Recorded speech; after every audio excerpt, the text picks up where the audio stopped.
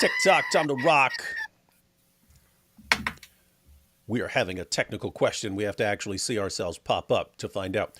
AP says he sees one thing on the screen, and I see something completely different. I see a giant goat on the screen. What do you guys see? No, I'm the goat. The goat, not a goat. Oh. It's interesting. Where is it? I still don't see it. For me, it's not even live. It's not even live either. Oh, now it's live. Is Now it? it's live. Not for Yeah, me. okay. Now I actually see myself and you side by side. This is weird. It I just see doesn't show it to nothing. me. What is going on here? It even Well, says. you're poor. Just refresh the window. I see it right now. Okay. You're right there. Okay. Okay. And you're on the screen on that, right? Yes. Okay. We have no idea what changed. Somehow everything changed when we went to set up today. No idea what that is. All right. Problem solved, in theory at least. Hey. Well, as everyone can see, I'm here with AP's 12-year-old brother. Yeah. AP was out and he brutally died in an accident. So I'm taking over from here. And we'll just continue whatever he was doing. Yeah, don't be sad. It's an upgrade, ladies and gentlemen. Trust me. Anything's an upgrade from AP. That's true. You even notice little AP was less late than Yeah. than Lil grown AP. Yeah. Hey, so wanted to talk about. Hang on. This is a professional stream. Yeah. Totes. Wanted to talk about Mohammed Hijab's responses to the toughest atheist questions about the Quran, which I was watching. I was like, they left out a lot of questions that atheists would typically ask. And then Hijab didn't even respond to some of what they were saying. But what else do you expect from Towards Eternity? Anywho, we should probably talk for a couple of minutes about the situation in the UK. Who cares about the UK, man? No one, but people are going to start getting banned over it. Oh, yeah? Mm-hmm. You think so? Yeah, possibly me, probably you. You do have a slight advantage in that you are Turkish. You have a slight advantage in that you are Turkish and you have a foreign name. If your name was Bob Smith, you'd have been banned years ago. Years ago, I say. Candace is saying Ataturk was a Jew. Is that true? Sounds like something she would say. No, that'd be funny. That would be funny if she said that. Yeah, I do have an advantage over that because I'm a person of color. Mm-hmm. What color is your Bulgari? That's what my advantage. I don't know, man. There are riots currently going on. Lots of people are talking about them. Some people are saying, that's what you get. And by the way, I support the riots. Others are saying this is unacceptable. Shouldn't be happening. Some are saying, well, I don't like what's happening, but we've been warning you for decades, innit? Others are saying, this is all racist. So, I don't know. Where do you stand? It's kind of a sucky situation, but I mean, very easy to predict. Very easy to predict. Normally, if population is worried about something, they're concerned about something, you contact the police to deal with it. You contact the government. You can alert the media and so on. What happens when you have a problem with something and you're getting really worried and you call the police and you call politicians, you contact journalists, and you find out they're all against you. In fact, it's eerily reminiscent of Anders Breivik, who's in a different category. I mean, he was a mass murderer and a terrorist. But what Breivik said was, and he said he realized this back in the 90s, he said he concluded that since politicians and journalists are just going to call you a racist if you say you have a problem with anything, therefore, he concluded, the only way to get your message across is through violent shock attacks. So he's talking, and he said he learned that from Al Qaeda. He said people will post the news about what Al Qaeda says, and it's because they're doing these deadly attacks. So he decided to launch a deadly attack. But it's a similar situation in that people are saying, wait, we go to our politicians, they do nothing, they're against us. We go to police, they do nothing, they're against us. We go to journalists, they do nothing, they're against us. Therefore, it's up to us, and we have to deal with this on our own. And that's gonna lead to some people taking things into their own hands and doing it responsibly, and some people taking things into their own hands and getting violent and burning things and rioting and so on. So I think that's what we're going to be dealing with here in the near future. People are fed up with the government. They are convinced that the government, journalists, everyone, police are against them, and it's not like they're just imagining this. They have very good reasons for thinking that, and they're not sure what to do. They've decided we are not going to sit back and do nothing, and so.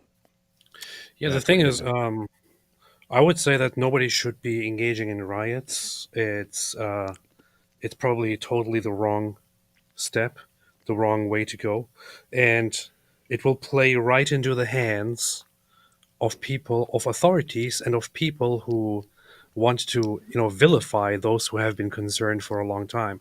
The thing is, we have been saying forever. I mean, just recently, actually, as tensions were rising, we said that things are going to get worse because people are not listening to the concerns that people have. But when it comes to so riots here in this case are just a way of of people expressing their deepest concerns because they become hopeless and they see that the authorities are no longer listening to them. So they take matters into their own hands. But rioting plays into the hands of those who could use this against you, and this could backfire very, very badly. Oh, well, it will, because what's going to be said is, you see how dangerous Islamophobia is. And that's why we have to crack down and lock all these guys up. And by the way, it's going to be the same. Watch what I've said. It's going to be the exact same thing on social media. Elon might take a stand. I don't know, because governments will actually be coming after him. But everyone else, YouTube, Facebook, all these organizations that have been bending over backwards to help Islam for years, they're going to get contacted by governments saying, see, people are spreading Islamophobia on your platforms. You need to crack down more.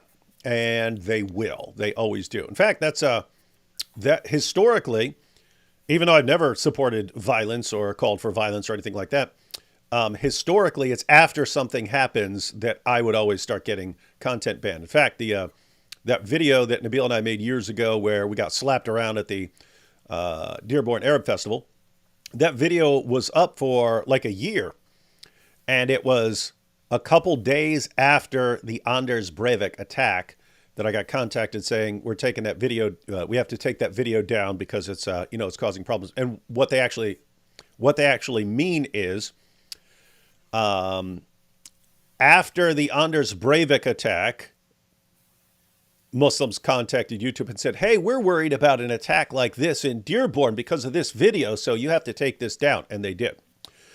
And so that's happened every time there's anything remotely like that, like the attack in, New Zealand and so on. Anytime there's something like that, all of a sudden stuff starts getting banned because everyone's seizing that opportunity to contact social media and say, you see, it's social media that's producing this.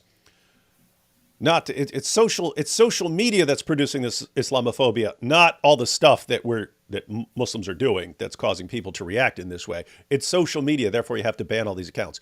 And then the problem is silencing people only makes people feel like there's nothing else they can do even more, right? So, hey, governments won't help us. Politicians, journalists, no one will help us. At least we can speak our minds on social media. Oh, we can't even do that anymore? And then people start turning in other directions. And then everyone's shocked, I say. And it's a kind of spiral because people take to the streets and start burning stuff because otherwise they feel completely helpless. And so what do? Then you crush them even more. So then they feel even more that the government is on the side of the jihadis and so on, and even more that the government is trying to crush them. And anyway, caught in a rough spiral right now, Europe. And I think it's going to get worse before it gets better. Yeah, this is not good at all. And people should have realized this. It's just I don't know. People don't like to think in the long term. They like to think we have to consider what people are feeling right now, and people are feeling very upset. And if we take this step, and if we offend these people, then this will be, people's feelings will be hurt. And Islamophobia is a very sensitive matter, and it can actually endanger lives and all that. They don't take into consideration the long-term impacts on society of not providing safety to the native people of the nation. Yeah, I don't know. It's not going to be very, very pretty, and it's a shame that it has to come to this. Unfortunately, people are stupid. Yeah, and how many years have we been saying, guys? It's I wish someone would have. You're going to be running out of peaceful options here. You have this giant window of time where you can deal with things peacefully, and then you get to where things get so bad because you put it off for so long that everything's ready to explode. And then you go, what? Who could have foreseen this? Gee, I don't know. Anyone with? I wish somebody would have said something about it. Like nobody ever said anything. Yeah, so this is what we. Yeah, if only we've been saying stuff for the past 20 years, warning everyone. Yeah. I asked Robert the other day when we were live, and I said, Robert, all the stuff that we were saying, 2005, 2006, 2007, all the predictions we made, have any of them turned out to be wrong? Can you think of none? We told people exactly what was going to happen. It's exactly what's happening. And somehow we were wrong then, and we're wrong now. It's such a weird situation. You are wrong. Yeah.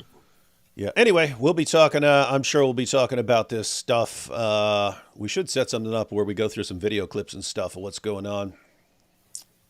But this shows that right now, especially, it's very important that we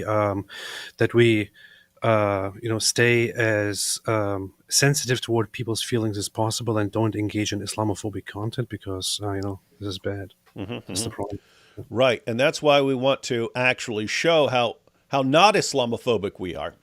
Yeah. By actually playing Mohammed Hijab videos and showing the world his responses to criticisms of the Quran. Isn't that like, what else could we do? Right? How un-Islamophobic can we possibly be that we actually help the dawah by showing the most powerful atheist objections to the Quran, and we show the premier Muslim apologist of the entire world, and possibly of history, Mohammed Hijab, responding to those objections. Beast. I dare say that is as un-Islamophobic as two people can possibly be. I'm talking to you, YouTube censors, who are looking for people to ban right now.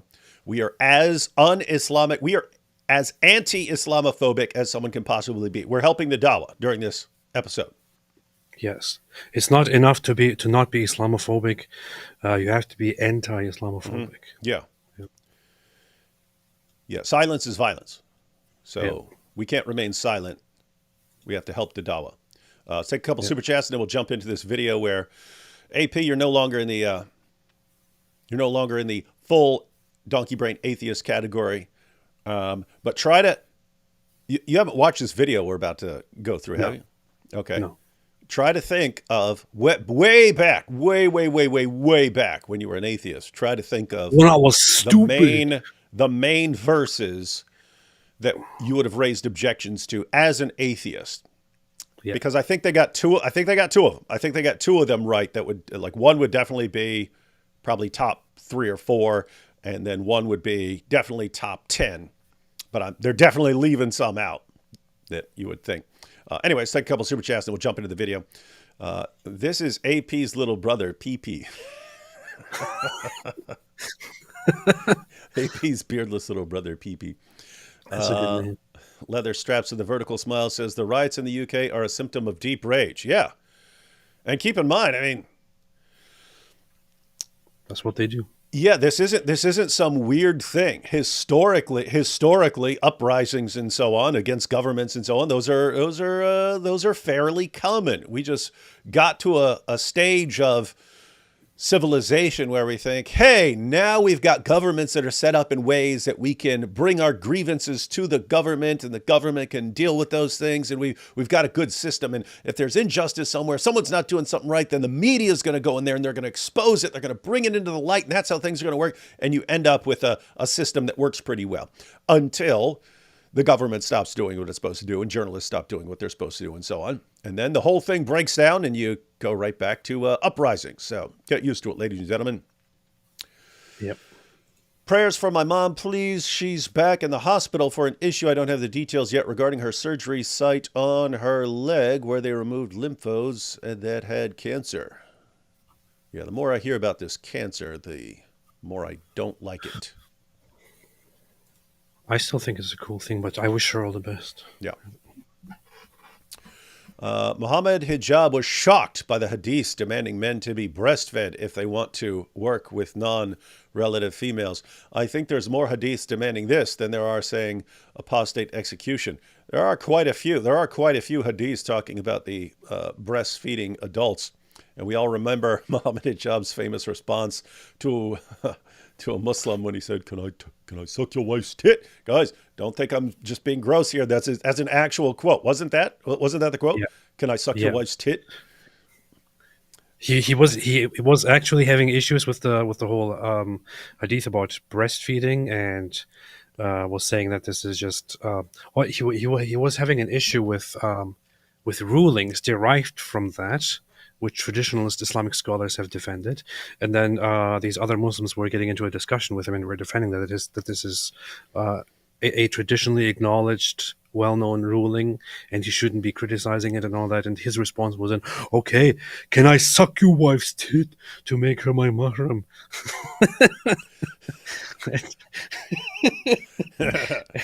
And then you gotta love Mohammed Hijab, man. And then people started going like, "What is wrong with you?" So then he had to take a break from Twitter for a while. Yeah, I mean, it's hilarious. You think you got Muslims who think, oh, they're all trembling before Mohammed Hijab, and it's like this guy's a gold mine. He is an endless gold mine of content against his fake prophet. Awesome times, awesome times. Way more fun with Hijab and Ali Dawah and Daniel Hakikachu than it was back in the day with Ahmed Deedat and Zakir Naik. These are awesome times all around. Awesome times all around. Nobody even knows who Zakir Naik is. Yeah, we've shown it before, but you can still go to his channel and he has trouble breaking like 2,000 views. Why? Because other people have taken over the Dawah scene, and it is amazing. Why do lay Muslims think that Muhammad's illiteracy means that he cannot copy stories? I often encounter people who think his illiteracy is a good argument. It's one of those examples where you just don't have to have any grasp of logic at all, and critical thinking skills if you want to defend Islam.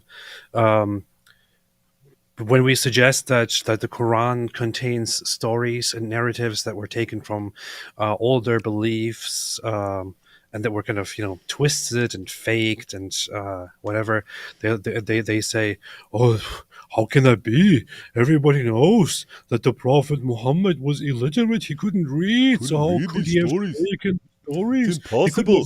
There's no way. There's no way." And if you can't read, then there is no other way at all to get those stories from anywhere else. Yeah, nobody's saying that he sat down and read these books and thought, "Oh, I'm going to take this story and that one and this one. That sounds pretty good. I want to take that one and put that in my Quran too."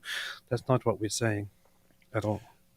Yeah, guys, what do you think life was like in 7th century Arabia? You didn't have TVs, no radios. You didn't have the internet. You didn't have laptops. For entertainment, you'd sit around telling stories. That's what you'd do. You'd sit around in the evening telling stories. And then people would come to town and they would tell you the stories from wherever they're from. And you would hear these stories. And people would pass around their stories. The difference was someone would show up from a different place, tell a story, and then Muhammad would come out the next day and say, I have received a revelation. And then he would tell the same story that guy told and say it's a revelation. And then the people around him would say, what? Not according to me, not according to AP. According to the Quran, what would they say? These are just tales of the ancients. We've heard these before. Of course you have. You've heard them from the same place Muhammad heard them from. And so, yeah, it's, anyone who says you can't copy stories unless you're actually reading it, just doesn't know how stories work. Let's see. Yeah. Have you watched Tommy Robinson's Silenced on YouTube? Channel name is Wildlife UK Livestream. Download before it gets deleted by you-know-who. You seen it yet, AP? I haven't seen it yet, no. Me neither. I didn't even know it was on YouTube. YouTube. I saw it was actually trending. It was actually trending on Twitter a little while ago that Tommy Robinson is, what is he, at a hotel in Cyprus and so on? Oh, he's vacationing while Europe burns. It's like, wait, where can this guy go with his kids where he's not going to be in danger with his kids in the UK, right? You have to actually leave the country to have any meaningful time with your kids and so on. And then they attack him for it. They've produced a world where a guy has to actually go out of the country to not be attacked. And then they look, he left the country. Yeah, I think he actually moved out of the UK. Smart. But he's still there all the time. He's still just there engaging in activities and activism and all that. But I think he's officially now in a different country, because I mean, what are you supposed to do if you are constantly summoned?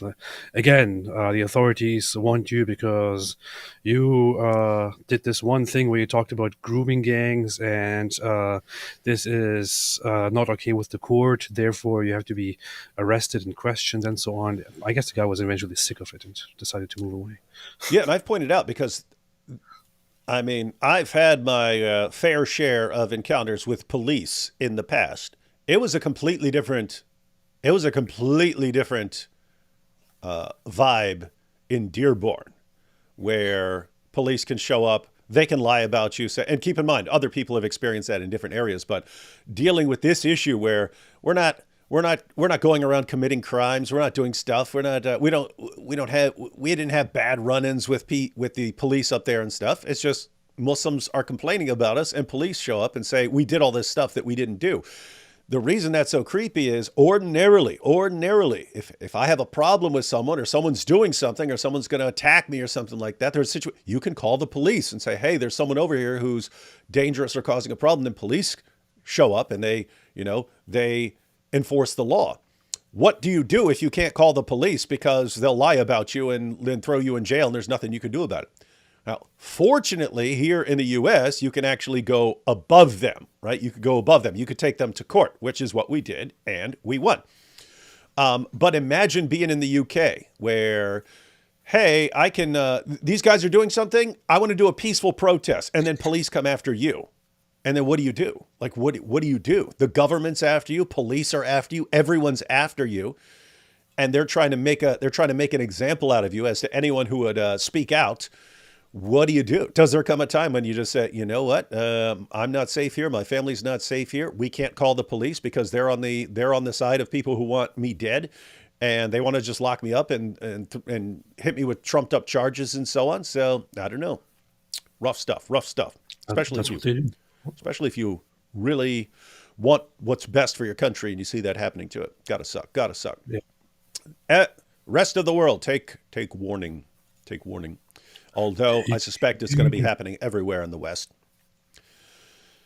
To your knowledge, has anyone done a comprehensive comparison of Muslim and Christian ethics from their respective sources?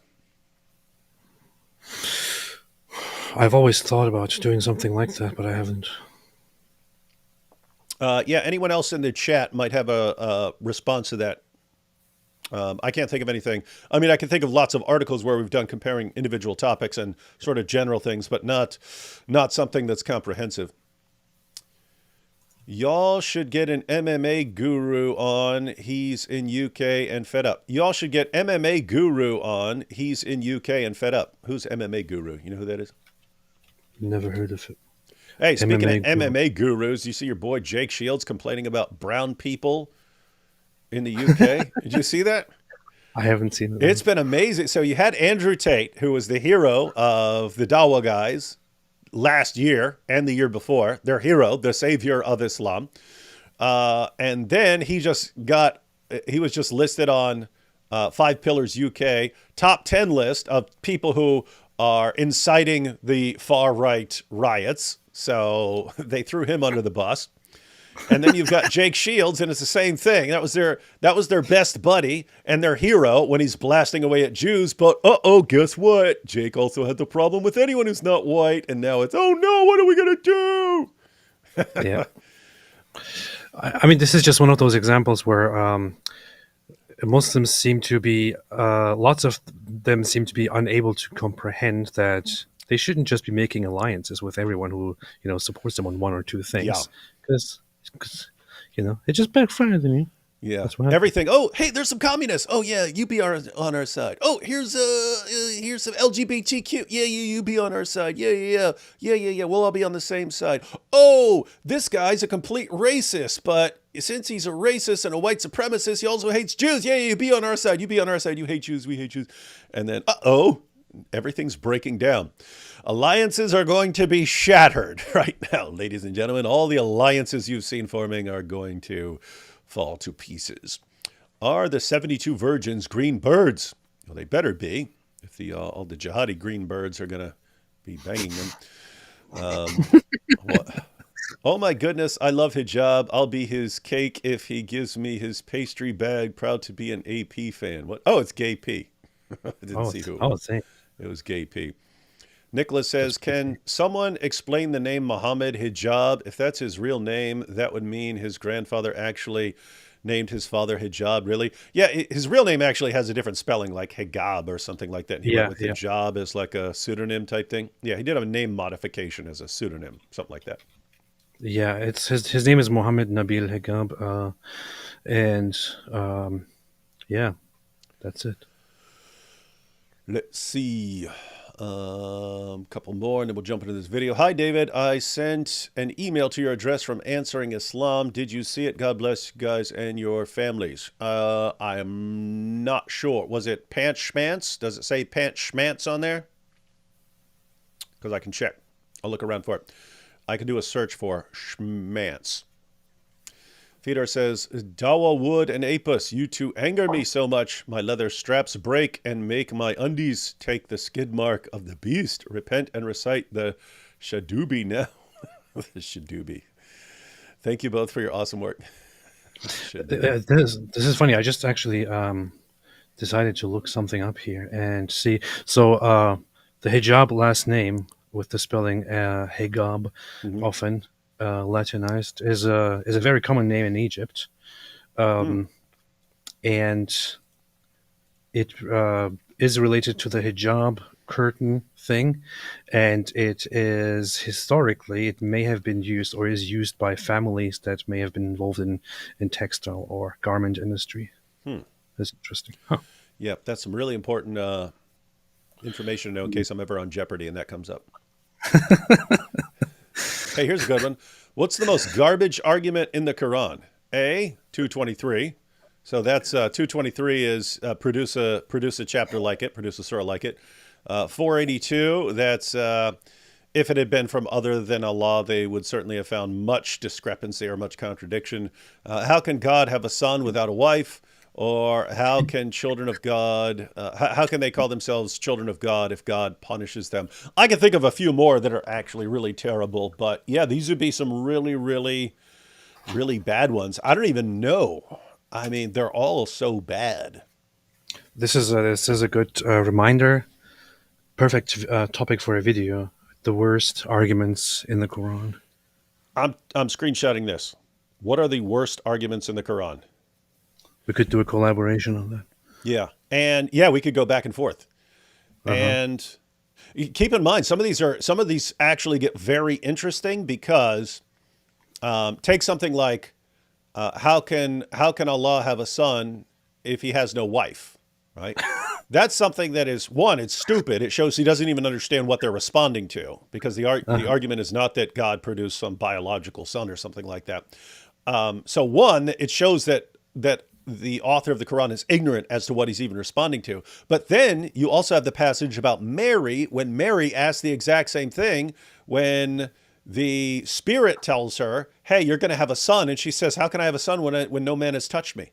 And the response is, well, it's easy for Allah. I said, wait a minute. Whoa.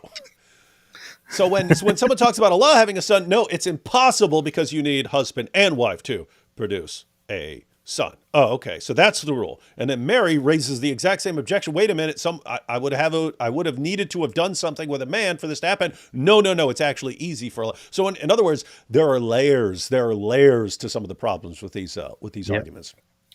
One of my favorites also is one of the worst arguments is something similar, which is why are the Christians and Jews fighting about Abraham when Abraham was neither a Jew nor a Christian, but a Muslim?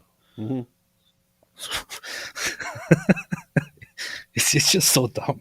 Yeah, that's like, imagine two later sects of Islam arguing about something, and then someone's like, oh, but Muhammad wasn't one of your group E, so how can you be arguing about him? Right, you'd be arguing. Oh my goodness, they're really bad. Hey, you could have two versions of this. One, you could have the worst arguments in the Quran, but then you can have the worst arguments for Muhammad in the Hadith as well, because that's where you start getting like, look at the mole, he had this giant mole. Surely he must be a prophet with his giant mole. Trust me, breastfeeding scars a kid for life. Do you know how embarrassing it is to be in high school and have your mom come to feed you lunch? Okay, we laugh about that. That's what the passage is basically about. I mean, it's not your mom doing it, but you have to be a grown man with a beard, unlike AP, and breastfeeding from some woman just so, you'll feel like her son. Yeah. The more I hear about this Mike Winger, the more I don't like him. Sounds like a real jerk. Well, I'm not going to disagree with you. I wouldn't say something mean like that, but it's true. Moba, I can't read. Aisha, I can't breed. Yeah, that's about right. All right, we got more super chats, but let's go ahead and jump into a little bit of this video. Just want you to know, AP, that these are responses to, I forget what they say, the most common or something like that. Guys, little side note. Hey, those of you in the chat, especially you atheists, if you are going to raise objections to Quran verses, go ahead and put them down now. We'll watch. It's okay. We can watch the beginning before they actually get into any of them. If you, especially atheists, if you were to raise objections to the Quran and say, I have a problem with this verse, what would those verses be? What would be the verses that most concern you? And we'll go ahead and take a look at those. But let's check out the beginning of the video. Guys, write down those verses, and we'll see if they deal with these. Riding down. Here we go. Brother Mohammed Hijab, welcome to Towards Eternity cross-examination concept. Today we're going to ask you the verses, ayahs of the Quran that the atheists object to the most.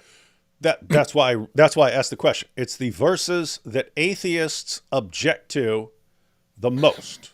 I'm really curious now. The verses that atheists object to the most. We are Muslims, but we are asking them to show that Islam has answers for every question. It's good that they start off this time by saying, we're Muslims, just because they act like they're interrogating people and stuff, and it's clear they throw all these softballs. We want to show that Islam has answers for every question. You have 60 seconds for each answer. What's that? I find it so funny that Mohammed Hijab always looks like he wants to start a fight, like even when he's talking to Muslims. Yeah, I know.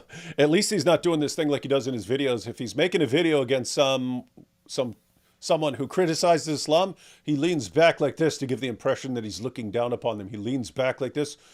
Hey, so I'm going to respond. You see, you don't know how strong I am. You don't know. Hey, you sick boy. Oh, sick. Hang on. Let me see what people have responded. So I asked what verses people would have a problem with. Someone said 424. That's a good one. So 424, it actually, you need the historical background, but 424 is where the Quran says that married women are forbidden unless they're the possessions of your right hand, meaning if you capture a married woman, you can still take her as your sex slave, even if her husband's still alive. And if you read the historical background, pretty disturbing situation. And here we have Surah 9, verse 29, and Surah 65, verse 4. Those would be, whether a Christian, or if I were a Christian or an atheist, those would be probably my two go-to verses. 65:4 and 9:29. If I were to toss in a third, it would be 434 about wife beating, and 434 is the only one that's been listed so far. Multiple people are putting 65:4, but yeah, 434 is the only one that people are mentioning that actually comes up. Other than that, they're talking about what about the Quran saying that you cannot charge interest? It's like, wait, that's where you're going to? Interest? So we're not going to watch the video then? We're just talking about the video? Yeah, we are. I was just telling people. But here we go. Ready? If you're ready, let's begin. In verse 5 of Surah... Little side note, look what they say. I don't know why they make this 60-second rule. No one well, I don't know if no one follows it. Hijab doesn't. Watch this. Hang on. This is for every question. You have 60 seconds for each answer. 60 seconds, and then you'll hear like a thing ticking, but then he'll go and talk for like 5 or 6 minutes in response to a question. So I don't know why they do it. Guys, towards eternity, just stop laying down that 60 seconds rule or enforce it. But don't say it's a rule and then let everyone walk all over it. If you're ready, let's begin. In verse 5 of Surah Al-Tawbah, it is said, kill the polytheists wherever you find them. Why was this ayah revealed? What does it mean? Actually, the verse starts off by saying, فَإِذَا انْسَلَخَ الْأَشْهُرُ الْحُرُمُ. When the sacred months have expired, فَقْتُلُوا الْمُشْرِكِينَ حَيْثُ وَجَدتُّمُوهُم. In that situation, then fight the polytheists wherever you find them. So it shows you there's a context. So what is the context? The context is that there was a peace agreement between Muslims and these particular polytheists, the pagans of the pagan Arabs, and that peace... He's saying this is just particular people. It's not a general command for dealing with the polytheists. It's just a particular group. It's good to know. Good to know, Hijab. Good to know. See, Muslim apologists, Muslim preachers, this is just one of those examples where you prove again that you're not honest people. You're not honest people. And I'm not even speaking... We're about to prove he's not honest. We're going to prove it. Just spoiler alert. There's going to be proof that he's not honest. I'm not even talking about the response that he's giving. I'm talking about the objections that are raised. Allegedly, the Quran verses that are chosen as things that people complain about. Like, this is not something that I have ever brought up, I think. Quran chapter 9 verse 5, although I can understand why people would raise that question. I would, for example, instead go for chapter 9 verse 29, which I think is significantly more indefensible. Correct. But so if you want to make a video and say, the questions, the Quran verses that atheists most object to, that they have questions about, maybe try to represent it accurately instead of making it easy for yourselves by pretty much lying, by setting it up in such a way that you decide what you want to respond to. Be more honest. Yeah, my view, because before we started, I said that one of the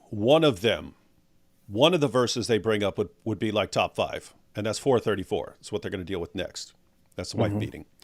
9:5, I said you could consider it top 10. Would have been much more common many years ago, but there is a context that you have to argue with.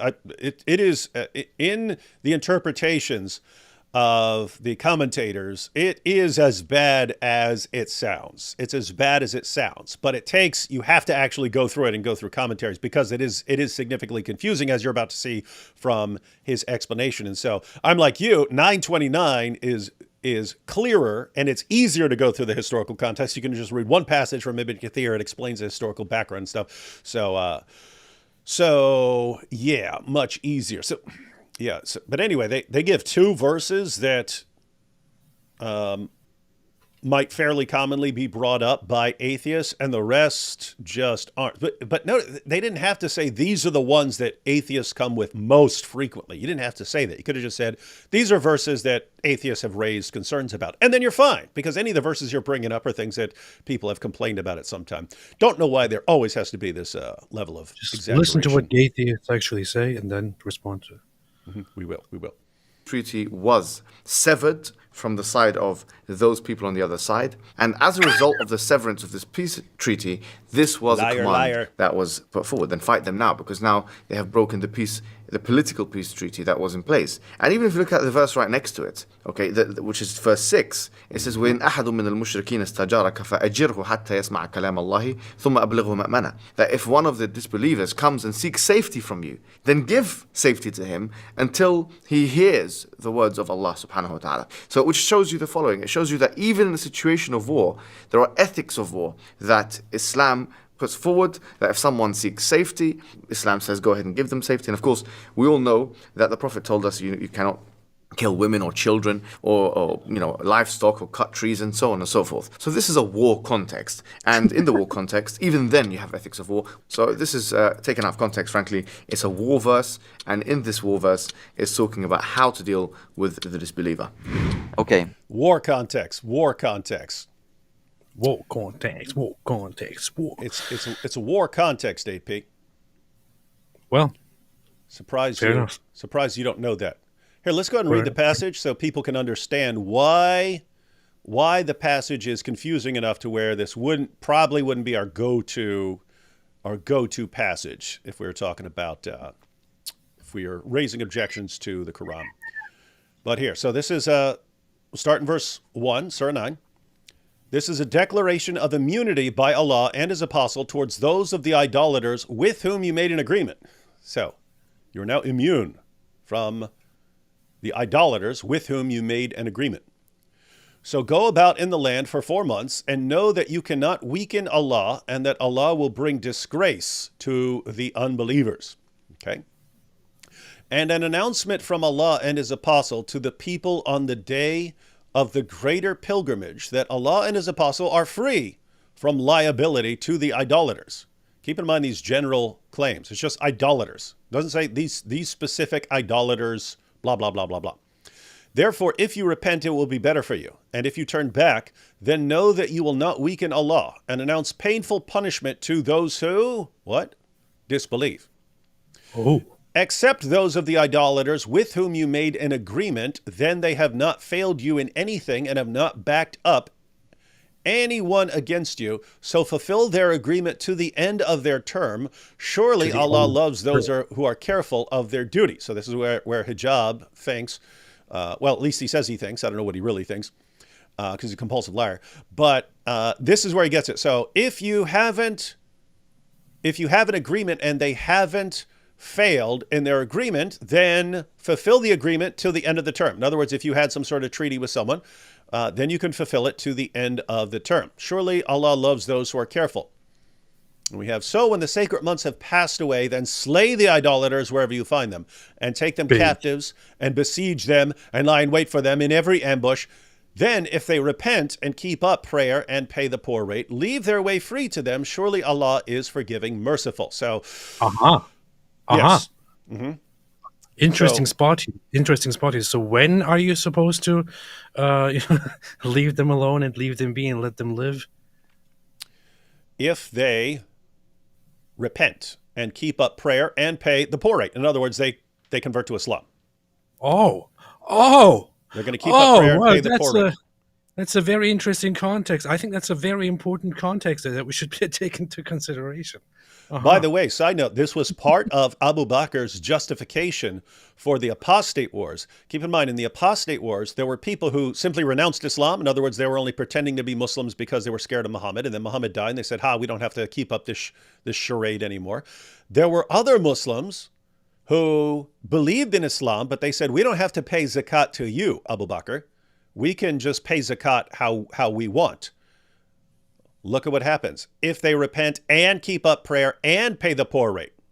Abu Bakr said, based on 9:5, I can fight you. Keep in mind, these are not Muslims these are not idolaters at this point. Yeah. These are people who just weren't doing everything that's required to stop fighting them right now.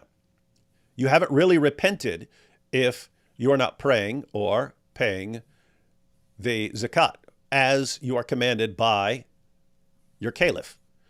And so keep in mind, this can't, if hijab is correct and this is just about one particular group of idolaters, then how would anyone apply this to anything afterwards, ladies and gentlemen, right?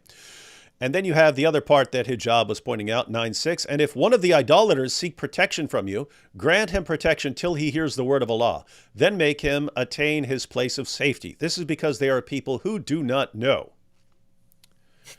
Now, why would you need to escort someone through a Muslim land to make sure he's safe?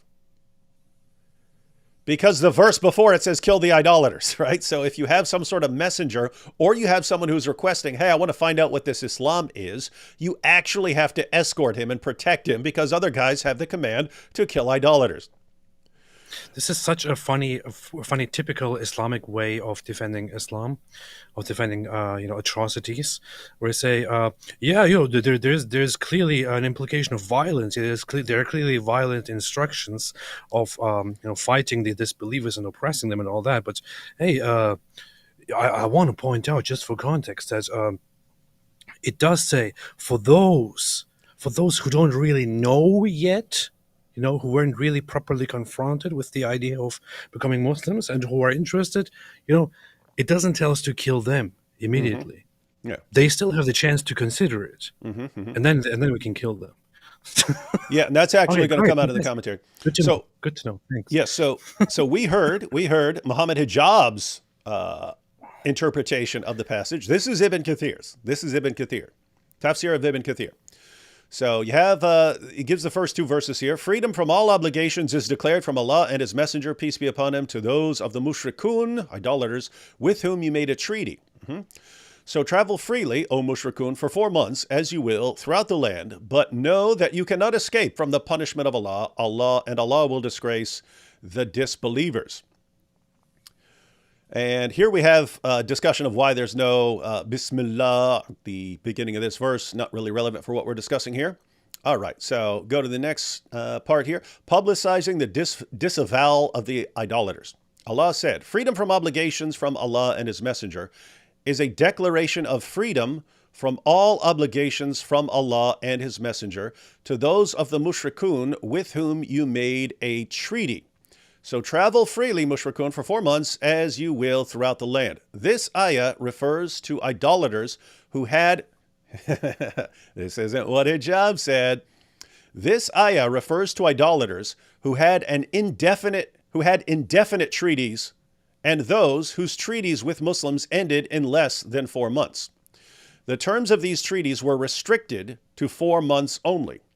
As for those whose term of peace ended at a specific date later than the 4 months, then their treaties would end when the terms ended, no matter how long afterwards, for Allah said, so fulfill their treaty for them until the end of their term. So look at the difference between an actual Quran commentator and Muhammad Hijab, who's just a dawah guy.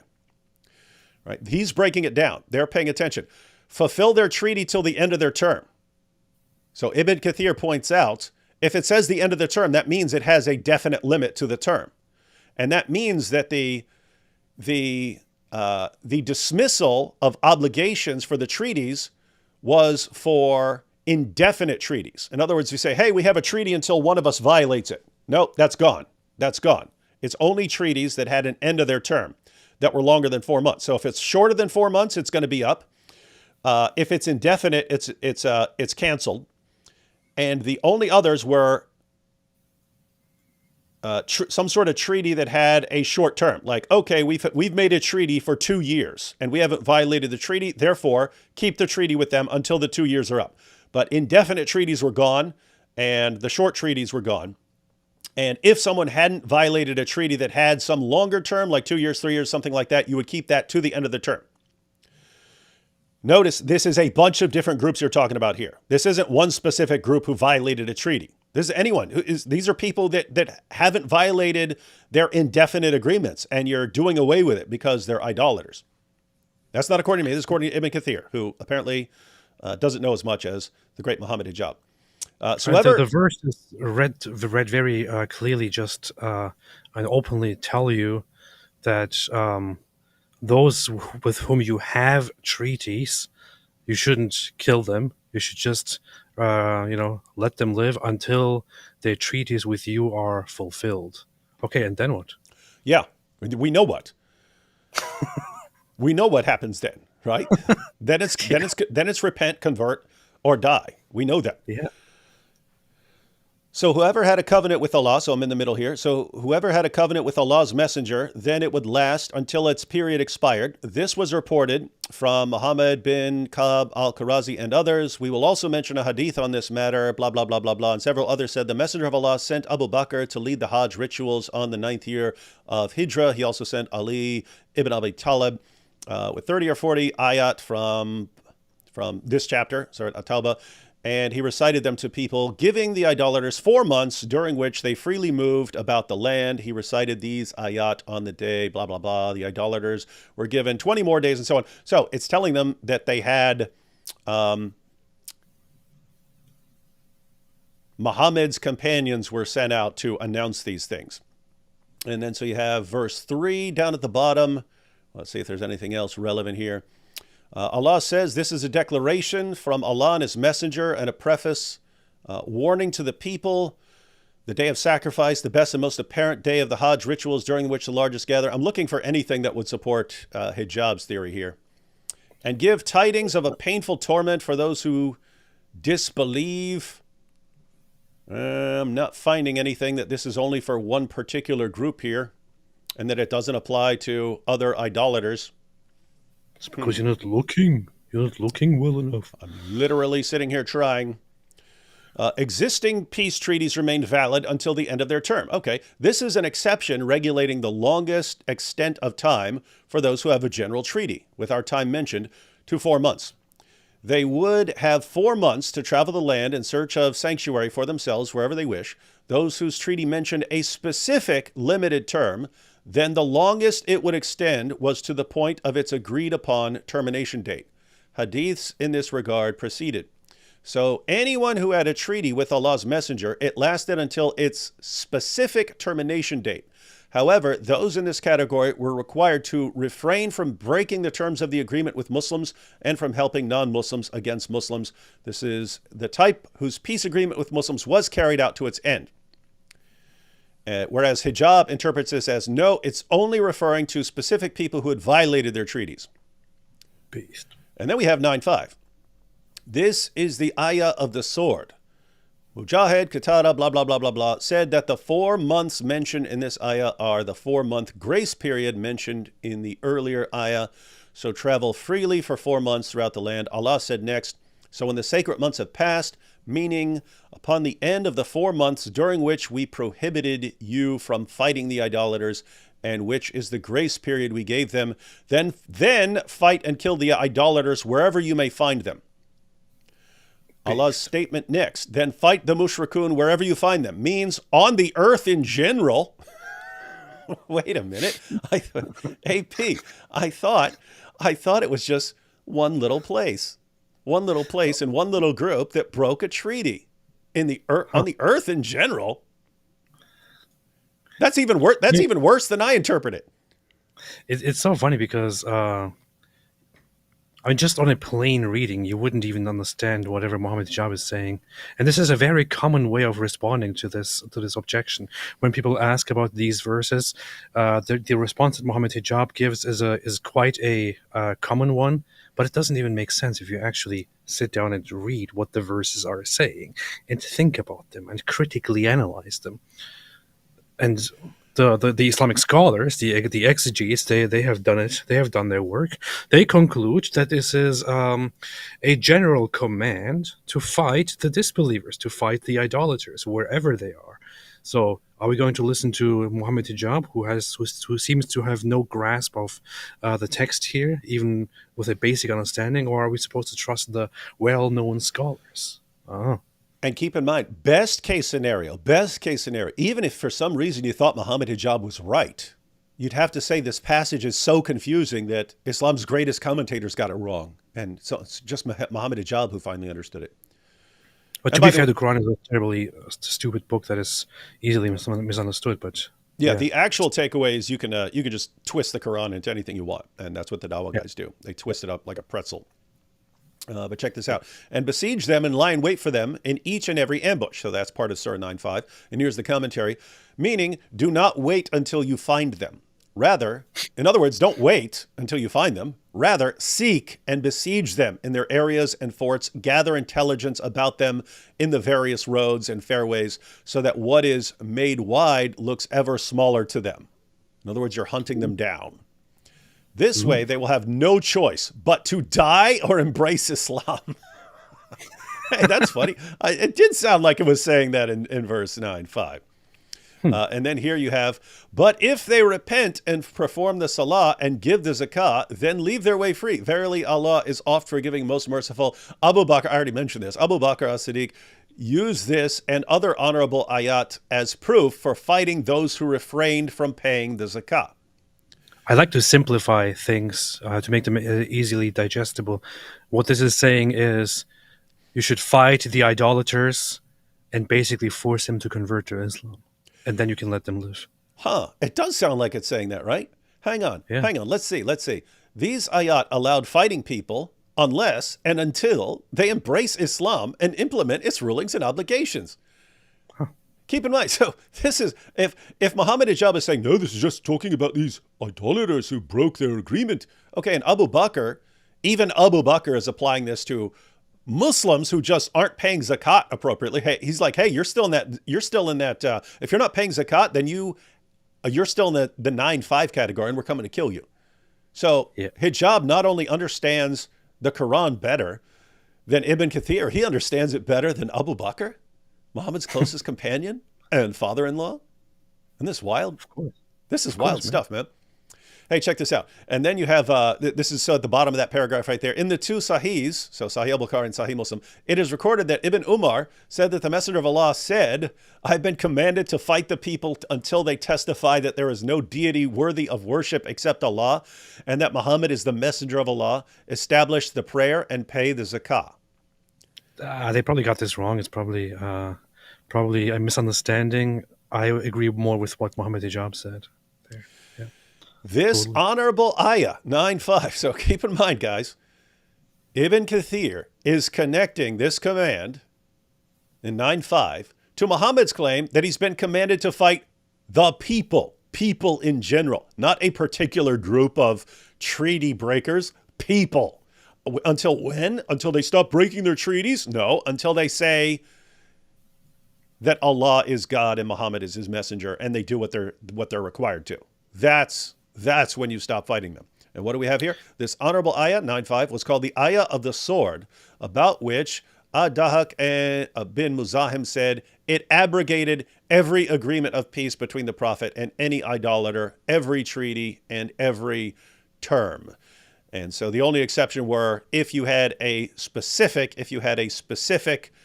length of time in a treaty, if the person hadn't violated it, then you could keep up that treaty until the end. But that was for a limited time. There were no indefinite treaties anymore. Forced conversion is based. And then I guess we'll just glance really quickly. It's kind of irrelevant at this point, but the granting safe passage. Idolaters are granted safe passage if they seek it. Allah said to his prophet, peace be upon him, and if any of the mushrikun, whom you are commanded to fight, and we allowed you their blood and property. So you're talking about people who are idolaters, and you've been commanded to kill them. If any of the mushrikun seeks your protection, what does that mean? Asked you for safe passage, then accept his request until he hears the words of Allah, the Quran. Recite the Quran to him and mention a good part of the religion with which you establish Allah's proof against him. And then escort him to where he can be secure and safe until he goes back to his land, his home, and area of safety. That is because they are men who know not. And so what is this for? This is for people who want to learn about Islam. You escort them to a place you escort them to where they can hear it, to where they can hear about the Quran, and then you escort them back to safety. Why do you need to escort these people? Because you've just been commanded to kill them. And you're in a Muslim land with a bunch of people who've been commanded to kill the idolaters. And so you actually have to go through with them and saying, hey guys, he's with us for now. He's coming to hear the Quran. Yeah, if he comes back again and it's under different circumstances, then we would kill him. But not right now. Not right now, because he's here to learn about Islam. Yeah, and then you give them a grace period, and then you go and say, okay, all right. So let's see. You have learned about Islam. You pretty much have no excuse left now. So what do you say? Will you now embrace this peaceful and wonderful and amazing religion brought to you by Allah, or not? And if you then say, I'll stick to my other gods, they're much cooler than yours, then okay, chop, head off. All right, so that's the one they let out with, as far as verses that atheists bring up most frequently, according to this video. Beast. And what did Hijab do? Through Muhammad's own companions, even the first of the rightly guided caliphs, and Islam's greatest commentators, Muhammad's companions, threw them all under the bus to make the verse sound peaceful, so that atheists won't raise the objection. Actually, it's really great. It's just saying, oh, these people broke a treaty, and therefore you have to, you have to fight them. Oh, that's nice. And oh, you're escorting people around safety. Oh, well, this is a really, really peaceful and tolerant religion. Yeah. Actually, read what it really says, and then read the commentaries on it, and tell me how wonderful and peaceful this is. Well, to be fair, the idolaters probably had, lots of belongings and goods, and also, good-looking women, wives, or little girls that the Muslims could make use of. So I wouldn't be so critical of them, of the Muslims here. We won't. Take a couple super chats. Ferocious Pigeon says, will you guys now refer to your Thanksgiving dinner as roast Turkey, as out of respect for the great nation of Turkey? Yes. I've always referred to it as that. Yeah. I can vouch for that. Mm-hmm. Winger is turning me into a wingaling. Help me. Yeah, get professional help, preferably a psychologist with a background in understanding cult tactics and manipulation tactics. Yeah, you have nobody to blame but yourself. Mm-hmm, mm-hmm. Islam is just a copy of Judaism, a very bad one at that. Islam equals Judaism for the Arab Gentile. You who hate the Jews, why did you adopt their religion? It's a bit more than that. It's kind of a combination of everything that was around Muhammad in 7th century Arabia. Yeah, I would say it's primarily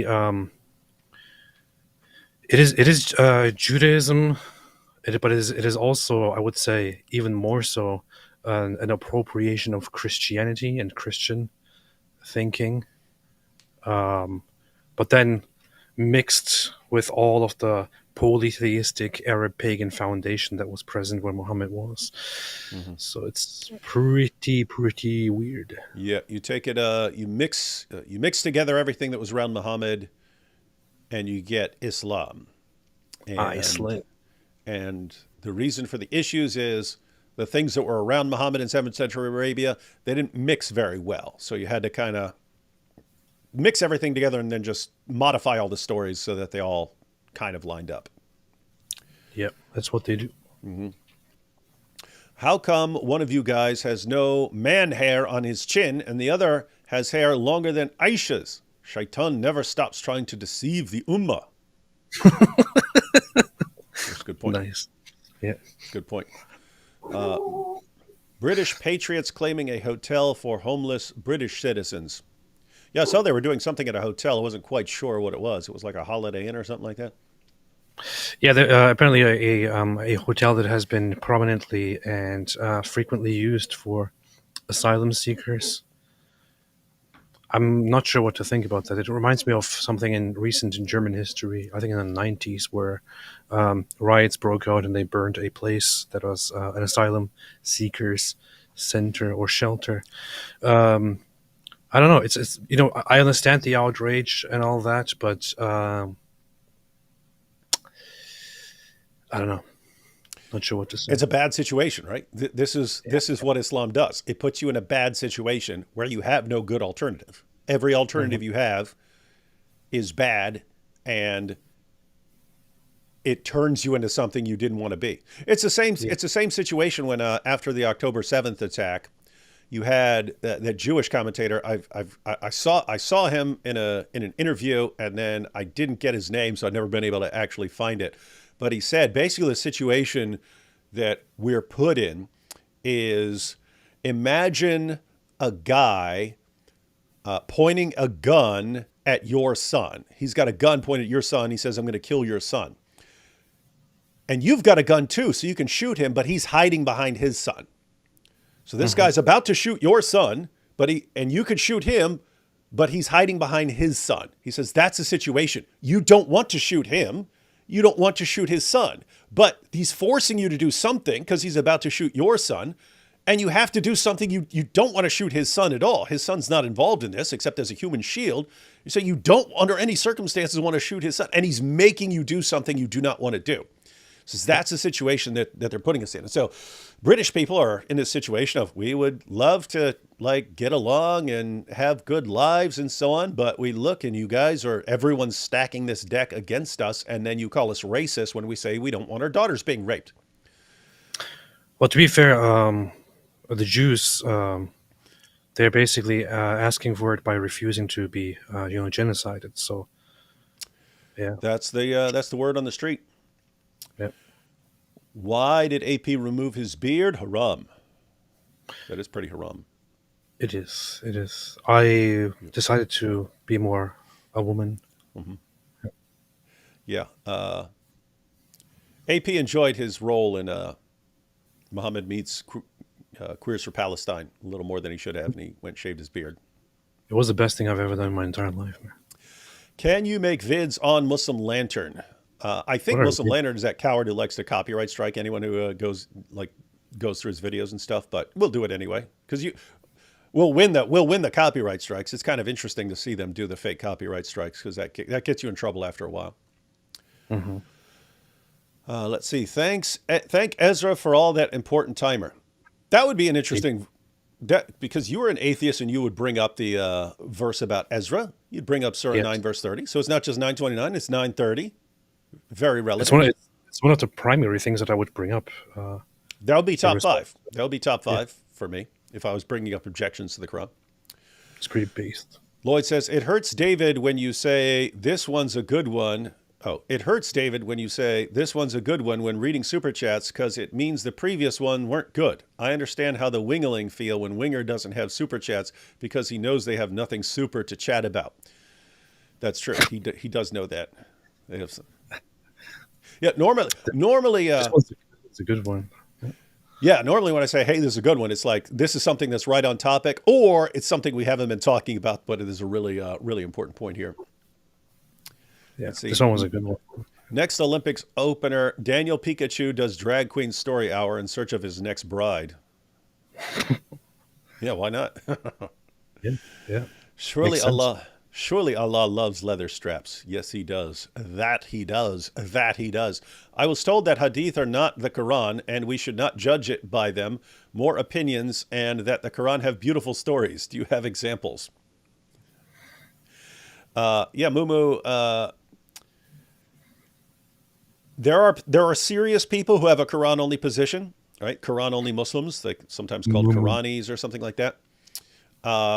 Most of the time when someone's saying, oh no, don't go to the hadith, it's not an actual Quran only Muslim. It's just someone who is trying to deceive you because they don't want you bringing up hadith passages. So in order to figure out what kind of Muslim you're dealing with, a serious Quran only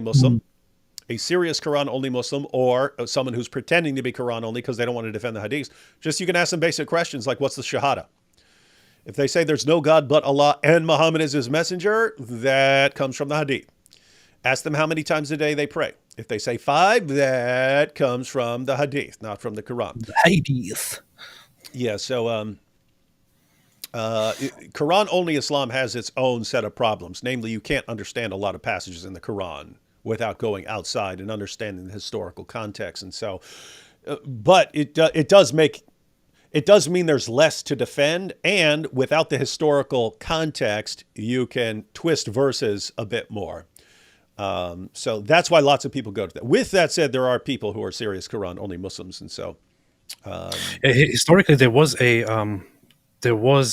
very, very small, a very tiny movement of Quran-only people among the Muslims who actually had serious arguments for that. Who said this is enough? We don't need more. It already says everything has been revealed to you. So why would we want to record anything else? And there are warnings against recording anything else and all that. Nowadays, most of the Quran only fans are just people who are scared of. Why are you laughing?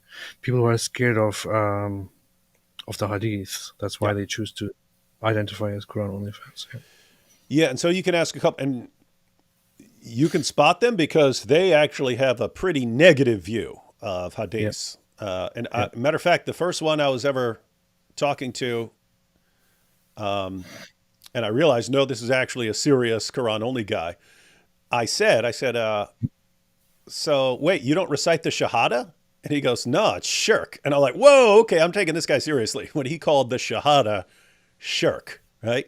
Because you're including Muhammad. And that was the guy who first said, he goes, man, if a king sends a letter to a person and the mailman shows up with the letter, what are you going to do? Build your life around the mailman? No, you got the letter. You got the letter from the king. What's the postman? He's just the guy who brought the letter. You don't build your life around him, but that's what Muslims are doing. They're like, oh, here's the messenger who brought the message. Therefore, let's build our life around him. He's going, it's shirk.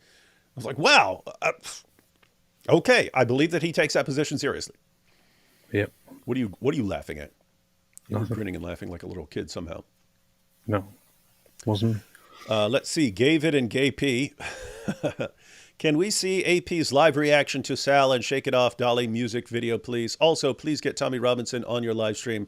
Love your work. Yeah, wouldn't mind having Tommy on at some point. Not getting the live reaction right now. We would have to I'd have to get that ready. AP pulls stuff up. I import stuff into my program, so I do that separately. Because I'm beast.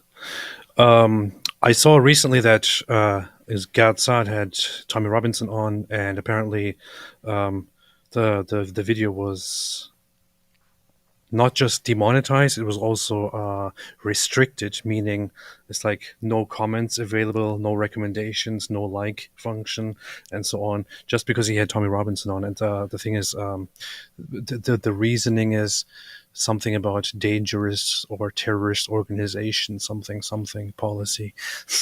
Yeah. So having Tommy Robinson on means putting your channel on the radar there. Yeah, guys, just so everyone knows, the most trouble I've ever gotten in with YouTube on a specific video, because I know I would normally win my appeals. I would normally win appeals. It might take a long time. One of the ones they would never budge on was after Tommy Robinson got arrested. Me and Robert had a live stream where we just talked about it, and we were like, this is from an American perspective, this is crazy, because he's on a public street live streaming. He shared no information about the case that he wasn't reading off a BBC article, right? So he's just reading information that was already in the public domain. He wasn't giving, because that is a rule over there. It's not a rule over here. In the United States, if you are concerned, in the United States, if a judge is concerned about a jury being contaminated by seeing that, you sequester the jury, right? You keep the jury from hearing this stuff. You don't stop the press. In the UK, you stop the press from reporting. You say, press, you cannot report on this. And what do? The judges would keep doing that about the grooming gangs trials. So all these grooming gang trials are going on, and judges are saying no one's allowed to report on this stuff, and which is sick and insane. We're looking at this going, judges are making it rules that you can't comment on these trials? Are you insane? All this stuff that's going on? Anyway, Tommy Robinson goes out there. There are no journalists there because they're not allowed to talk about it. But the rule is you cannot give information about what's going on in the trial. You can share information that's public domain. So he's just there, and he's sitting there reading a BBC article because he's not allowed to talk about anything else. They arrest him anyway. What was he arrested for? Like a year and a half? Anyway, they actually banned that for I don't remember what it was, hate speech or something like that. And I spent months asking them, what in here are you finding?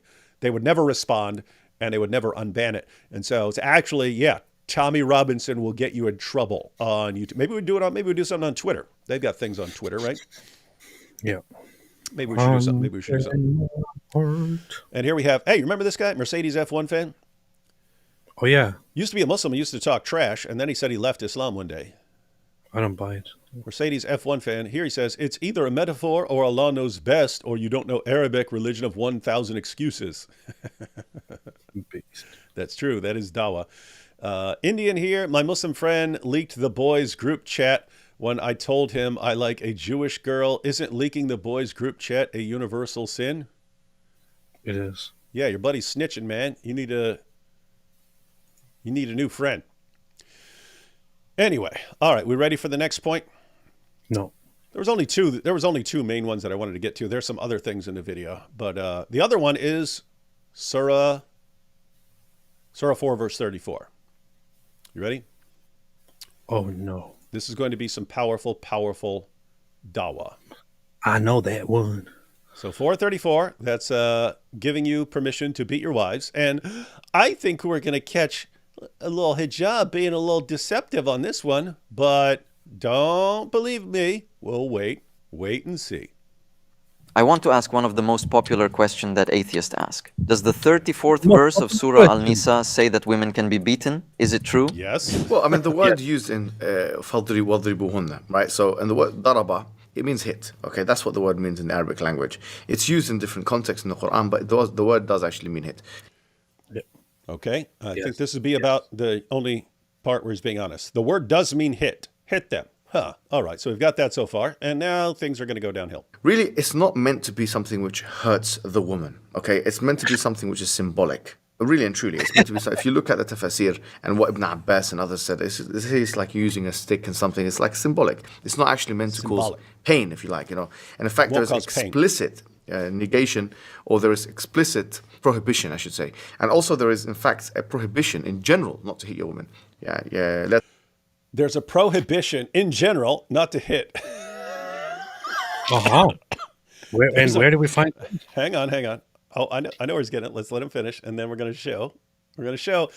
Any of you dawah guys who are watching, if you see hijab say this, and then we pull up the passage, and you still have any respect for him, let's just say we are morally very different. تَضْرِبُوا إِمَاءَ اللَّهِ. Do not hit the women servants of Allah. It's a hadith. Let's put that back on the screen. There's an explicit prohibition, I should say. And also there is, in fact, a prohibition in general. Prohibition in general, not to hit لا تضربوا إماء الله. Do not hit the women servants of Allah. It's a hadith. Do not hit the women servants of Allah. It's a hadith, actually. We're going to take a look at that hadith. Actually. So we understand this three-stage process as a process where a man is controlling himself and then symbolically manifests his dominance on her, his hierarchical dominance on her, by doing something symbolic which indicates that. It's not meant to harm her at all. And also it should be not meant to harm her. Okay. We got that so far? It's not meant to harm her.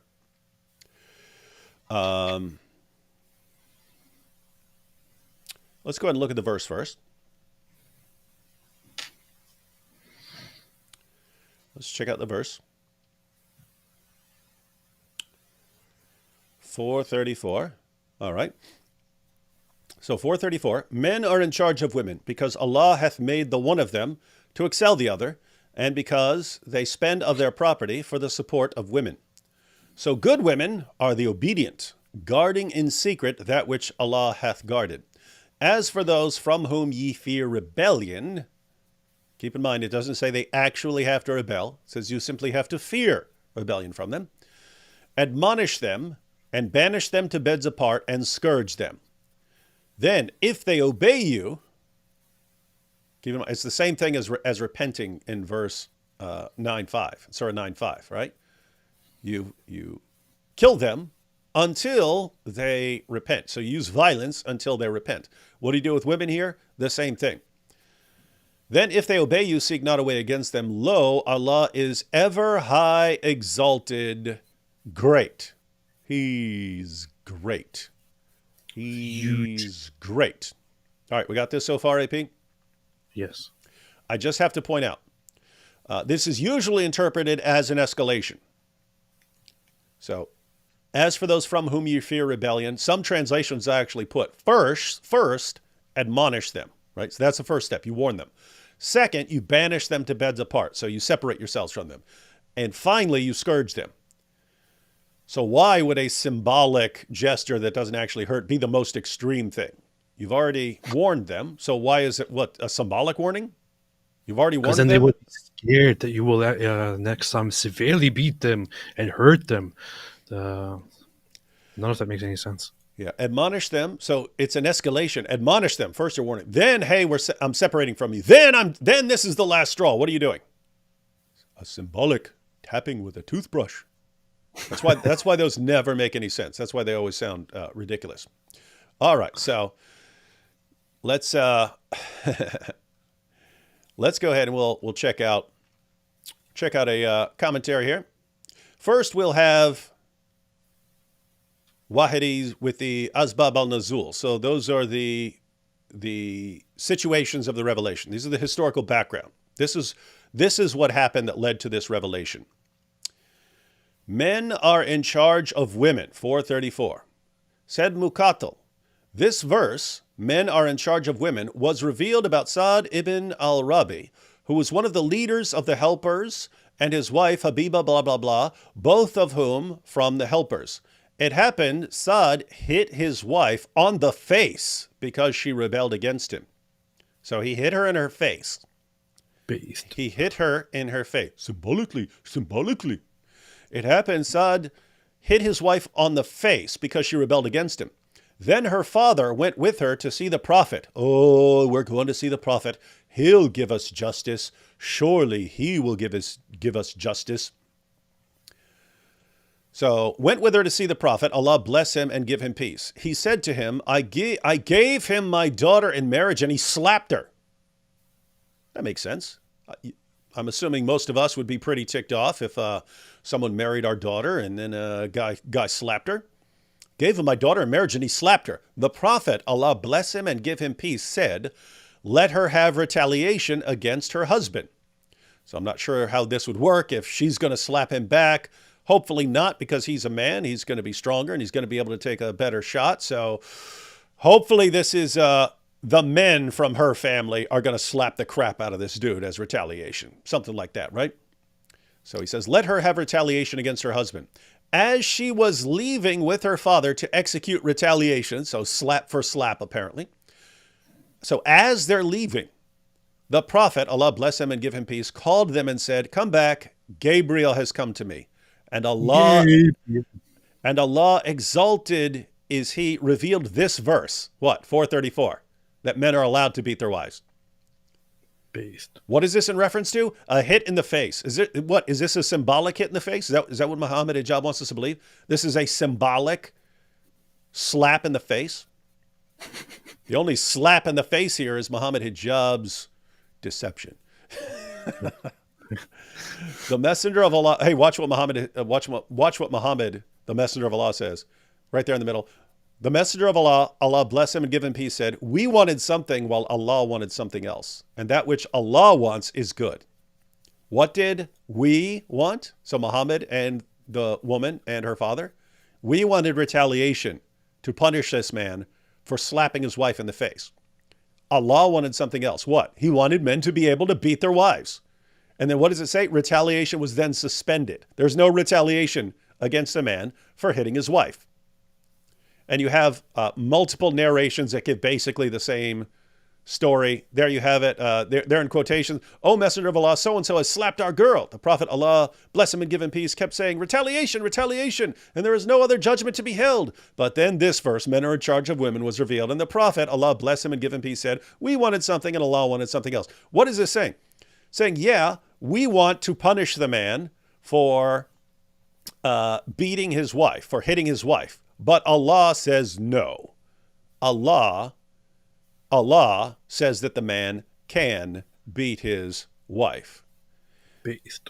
And famous hadith here that we've been through many times.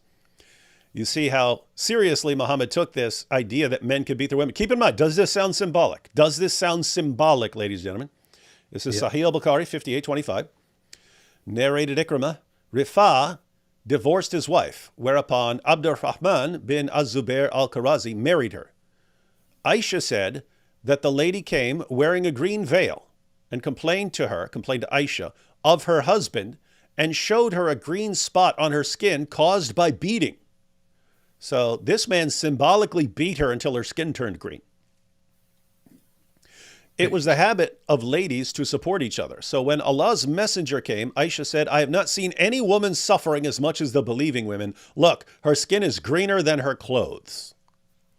And you can continue reading this passage, but Muhammad condemns the woman, not the man. Condemns her for being a bad wife.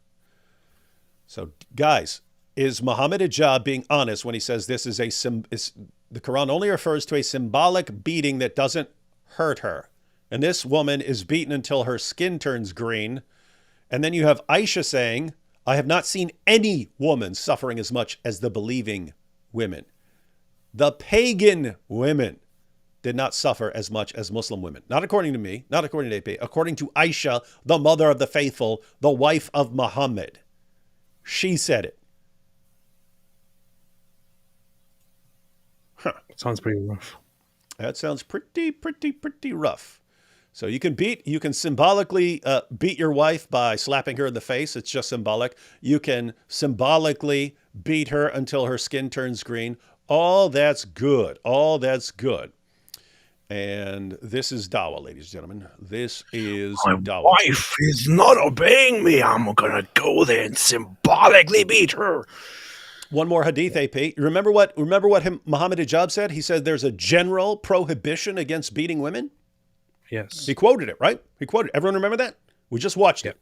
Hijab said, no, there's this general prohibition. It's a hadith. It says, do not beat the handmaidens of Allah. Remember that, guys? Yes. Everyone remember that? We just watched it. Let's go ahead and read the hadith on that. Iyas ibn Abdullah reported God's messenger as saying, do not beat God's handmaidens. Don't beat the handmaidens of Allah. Muhammad Hijab is correct. That is laid down as a rule. It says it right there. Allah's messenger, that's Muhammad, said, do not beat Allah's handmaidens. Wow, I guess Muhammad Hijab was right, unless we keep reading. So, Muhammad said, don't beat God's handmaidens. But when Umar came to God's messenger and said, the women have become emboldened toward their husbands, he gave license to beat them. Then, wait a minute. Yeah. Wait, watch what happens now. Then many women went round God's messenger's family complaining of their husbands. Complaining of what about their husbands? Their husbands are beating them. And so they go and do what? They go and complain to Muhammad's family. So they're complaining to Aisha, our husbands are beating the crap out of us. What's going on here? And he said, so Muhammad replied, many women have gone round Muhammad's family complaining of their husbands. Those are not the best among you. So the women who are complaining that their husbands are beating them, they're not the best. Guys, think about this hadith. We've already seen multiple examples of this. So at first, you see the beginning of this hadith, don't beat Allah's handmaidens. Then what happens? A woman comes, hey, Muhammad, my husband hit me in my face. That's when 434 is revealed and conveniently coincides with Umar saying, hey, women think they can run their mouths now and we won't pop them in their mouths. So what's going on? And then, thankfully for the Ummah, Muhammad reveals Surah 4, verse 34. He gave license to beat them. Then many women went around God's messenger. Why? Because now their husbands are beating them until their skin turns green. And we just read an example of this, where she comes to Aisha, says they complain to Muhammad's family. So they're going to Muhammad's wives, complaining, my husband is beating me. Look at this. Look at my green skin. And then Muhammad does what? In the story we just read. He condemns the woman for being a bad wife. And what's he do right here? says the exact same thing. The women complaining about their husbands, these aren't the best. No, these are bad ladies. Why? Because Allah says you can beat them. I did not hear. It's not true. AP. So, I mean, guys, especially Muslims in the chat, seriously. Hijab actually quoted in response to 434 says, you beat your wives, admonish them, banish them to beds apart, and scourge them. In response, he says, no, it can't mean that because you have a general prohibition against beating wives. It's in the hadith. It says, don't beat God's handmaidens. And when you actually read what happened, he did that at first. Then Allah reveals 434 that you can beat them. Then men start beating the crap out of their wives until their skin turns green. Aisha says what? Aisha says, I haven't seen any woman suffering as much as the believing women. Muslim women have it worse than pagans, Christians, Jews, anyone. Is this guy honest? Is that an honest response, ladies and gentlemen? Was that an honest response that he gave? He quoted the beginning of this and left out the rest, which completely and obviously justifies wife beating. And what were these women complaining about? Were they complaining about, oh, my husband gave me a symbolic tap with a toothbrush? Were they complaining about a symbolism? Is that what they were doing? Complaining about symbolism? No, they were complaining because their husbands were beating the crap out of them. How do we know that we're beating the crap out of them? How do we know that? You saw it in the passage. What did it say there? It says beat until her skin turns green. And then you have all these women who are complaining about their husbands. Okay, how do we know that that the skin turning green is not a symbolic green? It's a symbolic green. No, it means she was turning green like the Hulk.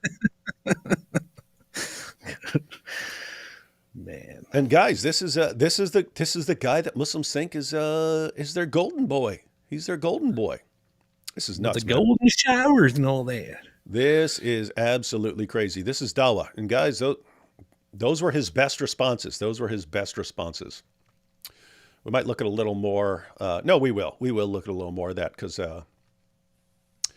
But those are the verses. And then he goes through and then he's asked about the testimony of women being half as valuable as a man's testimony in the Quran. He ignores that. He talks about interest and he talks about inheritance. And that was it. Those were the big questions about the Quran. Others were like general things like, why does Allah want people to have to know Arabic and things like that? So if they're talking about actual atheist objections of any knowledgeable atheists, they're leaving out a whole lot of things. And then the ones he actually responded to completely contradict Muhammad's companions, the hadith, the tafsir, contradicts all of it. Yeah. And that's dawah. Mohammed Hijab knows. When I was a big atheist, I made videos that asked some very serious questions.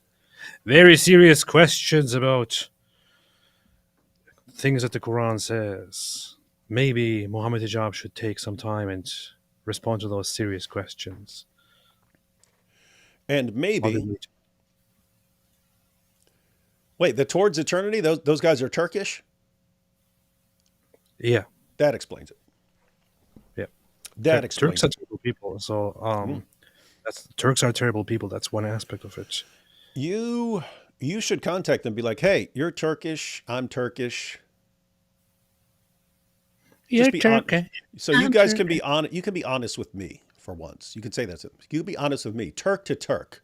How about you actually respond to our actual objections? And how about you actually don't let them get away with flat out lying in response? Because when you guys, either these guys are completely clueless and they just run a YouTube channel, or they know their sources. If they know their sources, then they know he was just lying. In which case, they will say, it's a channel for deception. It's wild stuff. All right, take a couple super chats and then we'll see Hijab's response to a couple other issues. It's going to be powerful. It's going to be super powerful. I've been getting a startling amount of men thinking I'm woman lately. Couldn't imagine why. That's from Beardless AP. Oh, yeah. Giovanni says, let's see, AP, why are you laughing? D Wood in his head. Quran only fans. Yeah. What a thing to laugh about. Mosh Cohen says, Quran only equals I can't defend my cult. Why bother? I would say, I don't know the actual percentages, but I would estimate somewhere in the ballpark of 90% of people who say that Quran only Muslims aren't Quran only Muslims. They're saying that to avoid the hadith. And I would say probably at least 90%. I would estimate that it's higher, but yeah, that's what you're saying is correct. It's people who don't want to defend the embarrassing material in the hadith. It's probably very hard to encounter Quran only fans who actually only stick to the Quran and who don't accept anything else, who completely let go of the Sunnah and all that. It's probably extremely, extremely, extremely, and extremely rare. Tezbot says, any thoughts on Keir Starmer two-tier policing, etc., preparing for Islamic takeover UK? You could, I mean, in theory, you could have some conspiracy of an Islamic takeover. You don't need anything like that. You need a bunch of people who are just convinced that they're doing the right thing because they're combating Islamophobia. In other words, you have people who are brought up all their lives having any problem with what this group does can only be the result of racism. It can't be because you know the ideology and how dangerous it is, or you see its impact on your society. It can't be any of that. You must just hate brown people. And so if you've absorbed that idea, you view yourself as the hero. You don't have to be thinking in your head, I'm going to help the Islamic takeover and overthrow of all these people. I'm going to do it. You don't. It's just those are the bad guys because they're obviously racist because they have a problem with Islam. So if you take that view seriously, that's what you get. Why did you just sound like Alex Jones? Did I? Yeah. Because I'm sitting here drinking this water and turning the frogs gay. Man. You have any thoughts on this one? Yeah, it's totally it's over for the UK. Well, there's no hope. And we're back to bunker AP. Everyone get a bunker. Move to Minnesota. Everyone in the UK get a visa. Move to Minnesota. Build a bunker, and stay there. It's your only hope. Yeah. There's no hope. No, there is no hope. No hope at all. And think about this because I mean the two-tier policing, that is what is cluing people in, and that's what they're enraged about. They see you can be marching through the streets, waving Hamas flags, screaming death to Israel and slaughter Jews and all this. You're fine. You get a free pass. And then if you're a guy who says, hey, someone needs to stand up to this, police show up at your door. They've seen that. They've seen that happening. They realize, wait a minute, we are not being treated equally. We're being treated as inferior people in our own land. And any person who shows up on any boat is superior to us. One of their main things they're objecting to, which means that's what I was talking about earlier. When you see that happening, wait a minute. Normally in a normal, healthy society, if you had a problem, that's why the police are there. You call the police to help. If something's wrong in your society, you contact the government and so on and say, hey, something needs to be done about this. What happens when the police and the government are the ones who are treating you like you're complete garbage? Well, you can't take those routes anymore. And now you've got a bunch of people who have no idea what to do. And some of them are lashing out. Beast. And so the obvious solution would be stop the two-tier policing. That would be a pretty good first step. Stop treating these people as inferior to this other group. And stop. I have no idea how you look at people who are basically announcing, like Ali Dawah, when we get the power, we're gonna chop all their heads off and stuff like that because they don't How do you say these are the good guys? And then anyone who opposes that, the only reason they oppose chopping a bunch of people's heads off is because of the race of the person. That's the only thing they could really be objecting to, not to mass beheadings. That couldn't possibly be what people have a problem with. Yeah, clearly. Ever watch those vids of guys processing different types of fish? There's this one Japanese guy that does it on YouTube, and he is skilled. What is this about? Who made a super chat? Who's this? Oh, person? You can't see this? It's a Gore Noise Bulldozer. I knew it. I knew it was Gore Noise. Is that the one who always asking about video games and stuff? No, that's the one who's always asking about like some weird music and stuff that has nothing to do with the topic at all. It's like always super chats that have nothing at all to do with the topic. It's quite funny. Yeah, that is. Based. Can you two give your opinion on Surah 19:71 to 72, where the Quran says Allah has decreed all Muslims to hellfire? Yeah, that can kind of vary in translations. Which verse? That is what it sounds like. 19:71 to 72. It is what it sounds like, although translations can kind of mask. Let me pull up multiple translations here.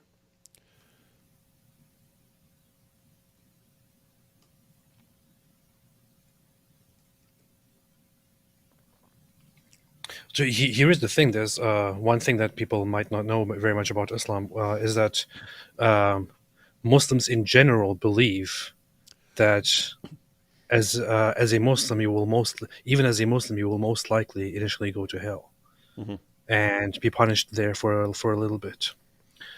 Yeah. And then there's That's often exactly this what it sounds like. It sounds like a purgatory thing. It sounds like a purgatory Yeah. type thing. You're going to be punished for a time. You're gonna be punished, son. And the idea is then there is the punishment is probably going to be quite long. That's the general Muslim idea. It's not going to be a very short time. It's going to be a long time, long time down there in hell. And eventually, you will be relieved from your business in hell. But if you're very, very good, if you're very, very, very good, you might evade all that, and Allah might say, you know what?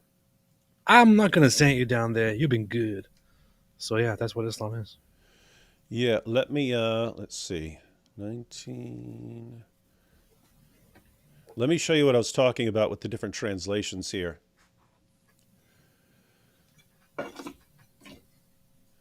Let's see. Watch what happens here when you check out multiple translations.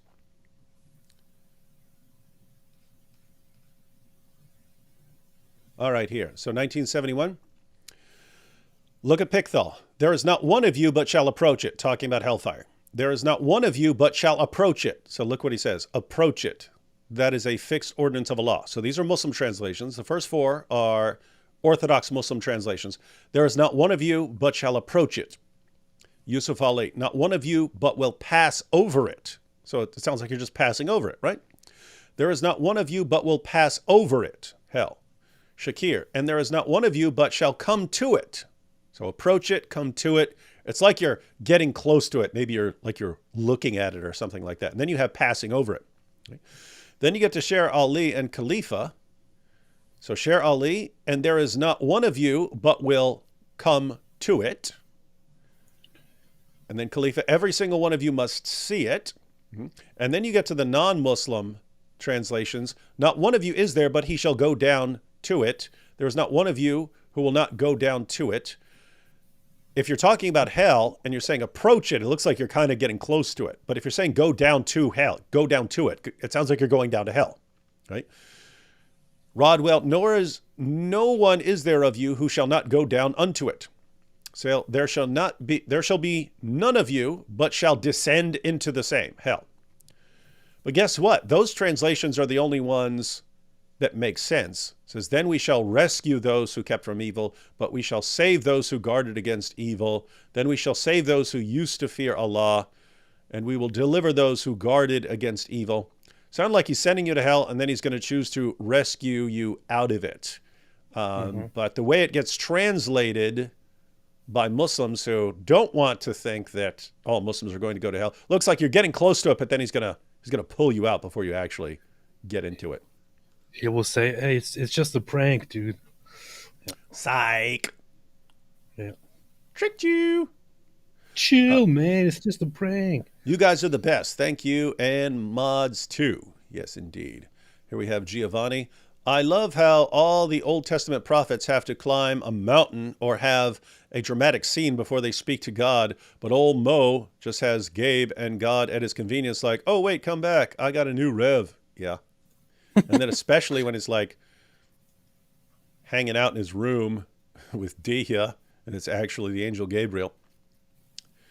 And then he's like, why is my dress all wet again? I was just having a meeting with Jibreel. Yeah. Mohammed Hijab says hit, not beat. Obviously, there's a world of difference between hitting and beating. Nothing to see here. Yeah, he says hit, but then he says that the hitting is symbolic. And that doesn't make sense of a woman's skin turning green and so on. It doesn't make sense of the passages. He's like, I did not hit her. It's not true. Yes, I did not hit her. It was symbolic. Oh, hi, Muhammad. Yeah. Normal is overrated says, it's like Muslim apologists know without lies, Islam dies. It is, guys. And this is really the most disturbing thing about all of this. It's that you can listen to a dawah guy. He will lie. You can completely expose the lie. In other words, you can take that clip of Mohammed Hijab. Here's what he said is in the hadith. The hadith says, yes, Muhammad said that, but no, it is not some blanket rule, because right after that, he says, oh, okay, rules, game over. You can beat them. And then Hijab makes people think that original thing, before he overruled it and abrogated the earlier one, that it's just deception. It's just flat out deception. What is absolutely amazing, you could show all Mohammed Hijab's fans that none of them would have a problem with it. Zero. It's built into their thinking. Of course our guys lie. Of course they do. How else they gonna promote Islam and defend Islam? Of course they have to lie. Wild, wild stuff.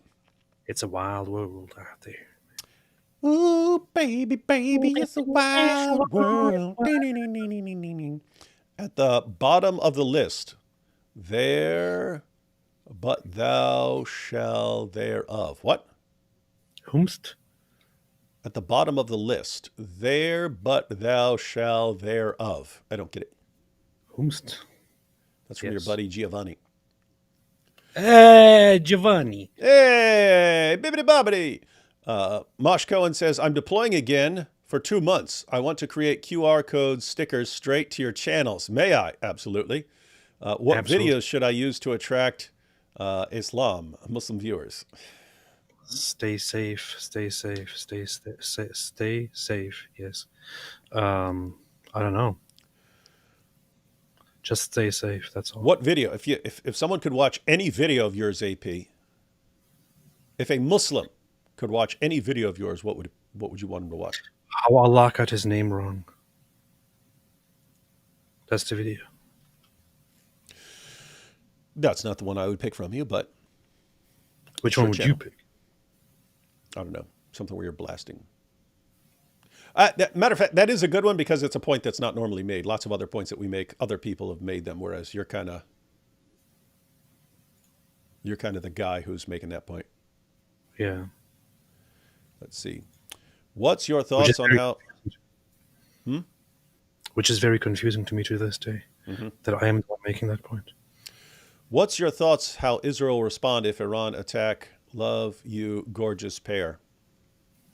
It will depend on the attack. If they do more rocket attacks like they did before, and the Iron Dome easily takes care of them, they will respond accordingly. If Iran actually does something that leads to serious damage, I think they're going to get the crap bombed out of them. That's what I would think. What are your thoughts on this? And the question here is like, what role is the U.S. going to play? Because they're sending ships over there now. What are your thoughts, AP? It is a difficult situation at this moment. Iran made the promise that they will that they will seriously attack Israel, but last time it didn't really go very well, and they had to kind of lie about the impact they had. They don't want to. Iran wants war, but they're also terrified of war. Yeah, this is a bad time. They're barely holding things together just with the protests in their own country and stuff. Yeah. Now, they could be thinking, but if we were at war, then the population's going to rally around us. I don't think so. I think the population's going to be like, now they're distracted. Now we can dial things up here. I think Israel really does not want war and really wouldn't want a war with Iran. It would be unpredictable. It would be unpredictable and would put so much at jeopardy. It would reverse and possibly destroy all the Abraham Accords and negotiations with the Arab nations and all that. It would be It's total. There are some people who say Israel is trying to drag us into a war. I don't know what they're smoking. Israel definitely does not want a war with Iran. It would lead to very bad consequences that Israel really doesn't want to be in. However, I don't know. I don't know what to say about this. There's a lot to speculate on here. Yeah, I have to say that Israel's response is going to depend on the success of Iran's attack. Just like Israel's response in Gaza was based on how much damage Hamas did. If Hamas had slipped across the border and killed one person, it would have been a very different kind of response. So it's going to depend on what Iran does. But I think it would be, Israel doesn't want to do it, but they will do it. And I think it would be disastrous for Iran. And it might be this weird situation. You've got so many groups that hate Iran, like Saudi Arabia and so on, that hate Iran. Those places might act, if Israel gets into a war with Iran, other nations might, even though they might not officially be able to say anything, behind the scenes, they're going to be like, I hope Israel just crushes these guys. Yep. Israel would be doing everyone a favor if they actually crushed Iran, because nobody likes People Iran. don't like Iran. Nobody likes Iran. Nobody in the Middle East likes Iran. Nobody in the world likes Iran at all. Nobody in the world likes Iran. That's true. Yeah, nobody in the world likes Iran. The only people who like Iran are the actual Iranians who hate the government that they're under. Yes, and precisely. so they want to dramatically change Iran into something that would be much better. I think in the past I was against this. Because I thought interfering and overthrowing governments is probably not the way. In the past, it has been very, very, very bad. We have terrible experiences with that. However, I think at this point, with the way Iran has been behaving, I think the only proper solution to this is to through the old-fashioned way, through covert operations, take out the Iranian Islamic regime and install a new government that will collaborate with neighboring nations and will stop being such a nuisance to the rest of the world. To hell with them. Sorry. Yeah, that normally doesn't, that approach that you're talking about, getting rid of Saddam, getting rid of Gaddafi and so on, normally doesn't work because people in the West think, everyone's ready for freedom and democracy, and then it doesn't work out because people are, even if some people are ready for freedom and democracy and so on, you've also got a ton of jihadis there who want to go on a killing spree, and so it doesn't work out. If any Muslim country in that area were actually ready, it would be Iran, right? You've got a bunch of people who really, they've had it before, and they remember the glory days, and they know what it's like to have mullahs take over your country and crack down on you, and they want to get rid of them. And so it's kind of if it were to work anywhere, it would work there. I don't know that it would work there, but if it's going to work anywhere over there, it would be there. They're sick of it, and hope they can solve this problem. D. Woods, 1,000 intel jokes equals one laugh of AP. Yes, that is the correct proportion. Based. Regarding the UK chaos, remind every fool leftist you all know. AP, I'm reminding you of this now. A riot is the language of the unheard. Live by nonsense, perish by nonsense. Yeah, again, it's inevitable. If you keep doing this, if you keep treating people like that, keep treating a population like that, you are going to get some sort of uprising. And some people are going to handle it not the way you would want. And do not say, I did not see that coming. Giovanni says, I was making fun of the ref list you were going down and how each interpreter seemed to be randomly adding more there and thous. Yeah, that's welcome to the Muslim sources. Augustine, take and read proceeds to abandon hedonism. Momo, read 3 times, proceeds to get squeezed by Jabril and semen stains spill all over his clothes. That is correct. Lloyd says, what's the best way to support you where you get most of the money sent? Probably something like Patreon, right? Your Patreon. In my right? case, it would be I set up this Or whole your thing. website. Yeah, apostateprophet.com/donate. That would be my place. We should set up something like that for you too to make it easier. Yeah, that's true. But Patreon works fine. But yeah, AP has his thing set up. And here, and then we'll watch a little bit more Mohammed Hijab. But we've gotten his responses to two actual objections of atheism. We just didn't get an honest response. Shocker. Paolo says, I'm really surprised because normally Muslim apologists always give very honest responses. yeah, they're the most truthful people in the world until you ask them something. Let's see. Just a random thought. Can you two do a show doing a comparison of Western law versus Islamic law? I recall actually doing a presentation years ago on basically the UN human rights, the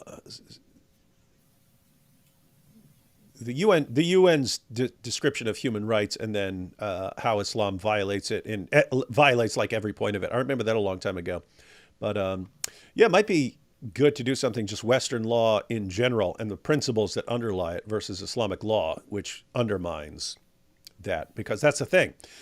They're not consistent. They don't get along well. I have a Muslim woman telling me as a Muslim woman, she has more rights under Islamic law. Yeah, we've just been through them. She has a right to get beaten and to keep her mouth shut.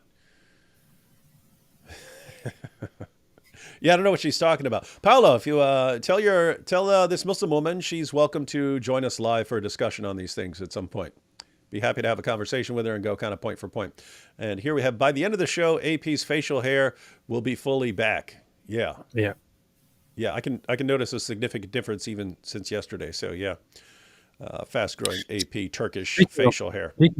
Speaking of facial hair growing back, I recently saw a clip of Bishop Marmari, who apparently he got a prosthetic eye now. He took the thing off and he has a prosthetic eye.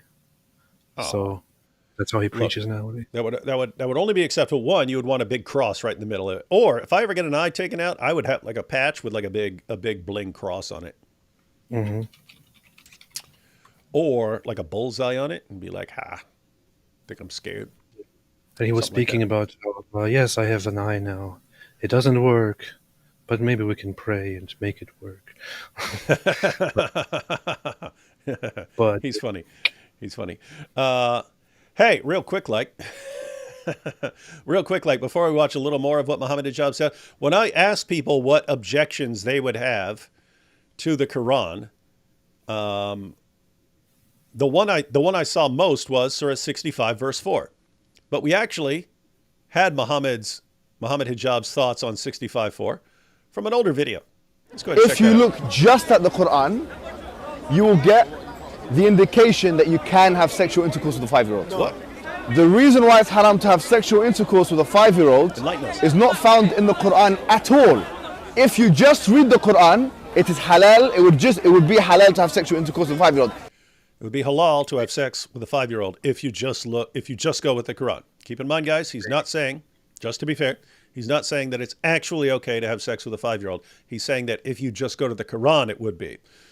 You have to go outside of the Quran to find out. No, you should wait a little bit longer than 5. Although, given his principles and those of Daniel Hukikachu, it could be a 5-year-old, but it's going to have to be a 5-year-old with a little meat on her bones, so you're not going to squish her.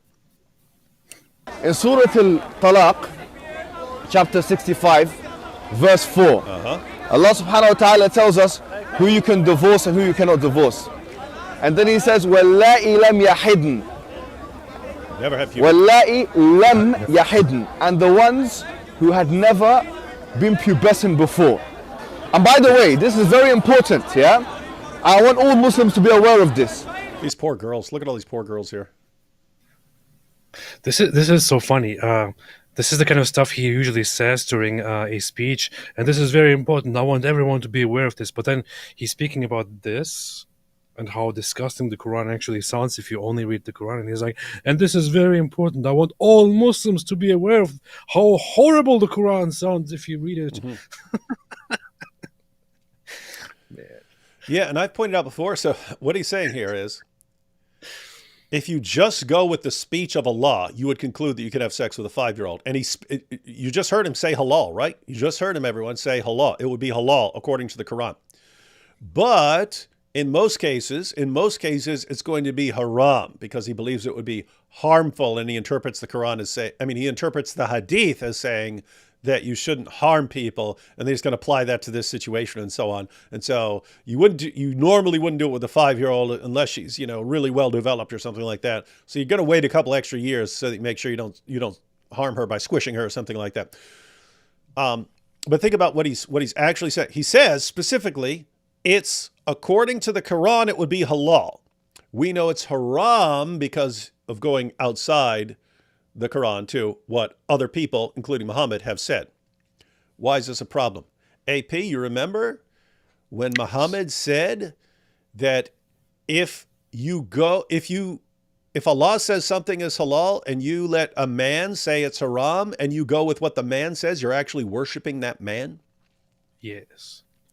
And what's that mean? It means that Muhammad Hijab is worshiping Muhammad and the Hadith collectors, and he's worshiping them.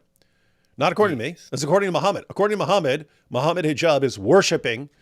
He has made idols out of the people who convinced him that what Allah says in the Quran is halal is actually haram. That's right. Worshiping them. The reason why we don't have sexual intercourse with 5-year-olds and 6-year-olds and 7-year-olds or whatever is not because of puberty.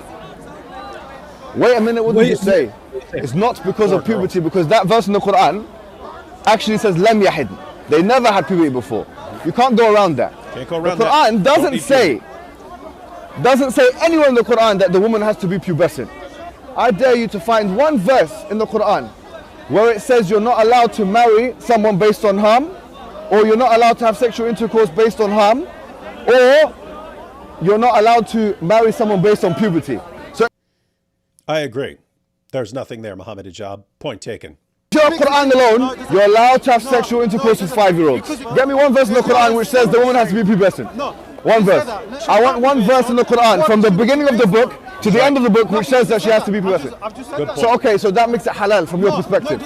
You just said halal. From your perspective, it's halal. You know in the Quran it says حُرِّمَتْ عَلَيْكُمْ أُمَّهَاتُكُمْ. It says you're not allowed to marry your mum.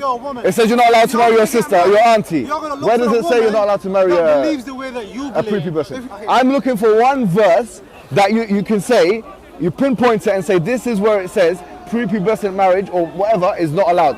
So if your Quran alone, you're steered towards pedophilia, and a severe type of pedophilia, a wife abuse, a severe type of wife abuse. Hold on. What? Hold on. It's kind of funny to me that he says pedophilia is severe type of pedophilia. Severe type of pedophilia. Because not just regular. Pedophilia is okay. That's normal. Like, we all believe in that. But severe this type is of a pedophilia. severe type of pedophilia. Severe type of. Keep that in mind. Not all regular pedophilia. It's a severe type of pedophilia. Yeah, and those were just some clips. He at the end there, you may have caught it. He said you'd be steered towards a severe type of wife abuse. And that's because if you watch a longer video, and as far as I know, it's still on his channel, you can look it up. It's called something like Muhammad Hijab responds to Quran only Muslims or something like that. There, he also says that since 434 simply says you can hit them or you can strike them, he points out if you did not have the Hadith laying some restrictions on this, and guess what? It's the same word that's used as strike the necks in battle of people in battle. So he's saying you think you could behead your wives. You think you could massacre them for rebelling against you. If you didn't go to the Hadith. What's that? If you have a wife, why shouldn't you be able to behead her? It's like Mm-hmm. And let's see, we have a question here. Which verse says that exactly? We're talking about Surah 65, verse 4 of the Quran. Surah 65, just give you a quick rundown. You had earlier commands in the Quran that had to deal with rules about divorcing and someone in a waiting period. So in order to avoid confusion, there would be a waiting period. If you divorced a woman, how long did she have to wait before she could get married to another man? Well, she couldn't get married the next day What if she got, what if she got pregnant or something like that, and you weren't sure who's the child was? So he said, women who get divorced, they have to wait 3 monthly menstrual cycles. Eventually, the question got brought up to Muhammad, what about women who are too old for a monthly menstrual cycle, or girls who are too young to have a menstrual cycle, or for pregnant women who don't have a menstrual cycle?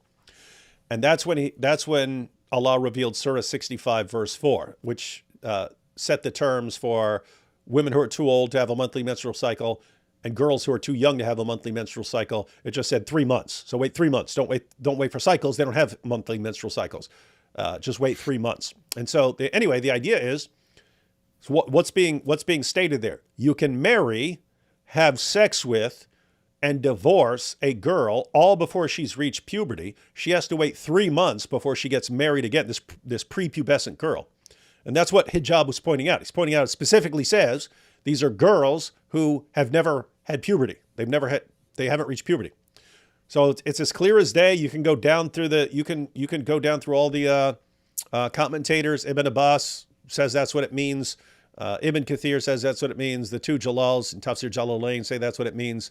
Perfectly clear, perfectly gross.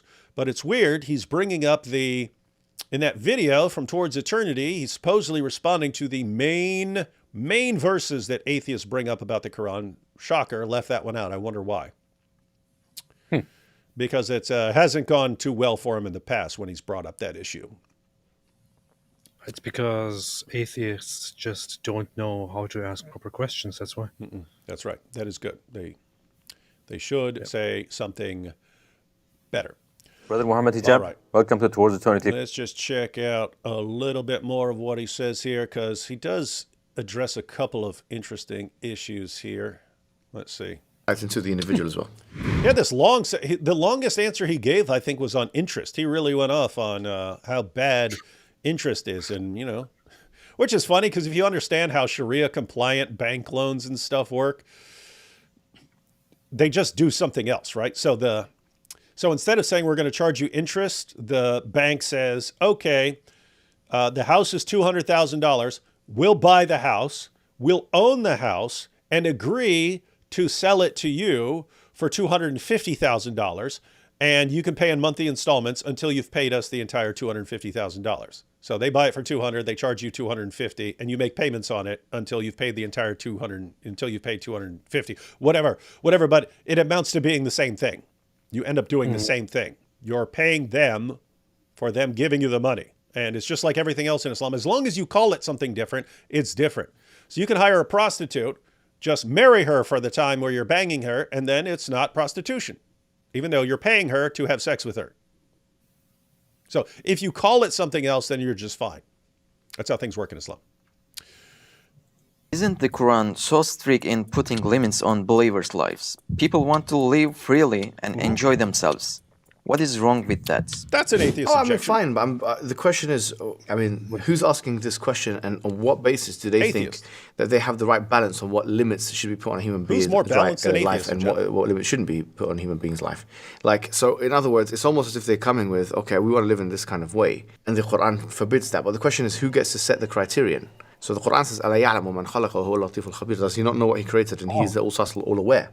The one who's most aware of the human being has the most right to tell the human being what to do. And okay. So follow the reasoning. Allah obviously has the most right to tell us how to live, and therefore we have to listen to him. The question is, why should we be thinking that this is actually our Creator speaking to us? So our Creator comes along and says, you know what? I've got the best advice. I want everyone to live exactly like this 7th century Arabian caravan robber who molested a little girl. That's the best. That's the best advice I can give you all.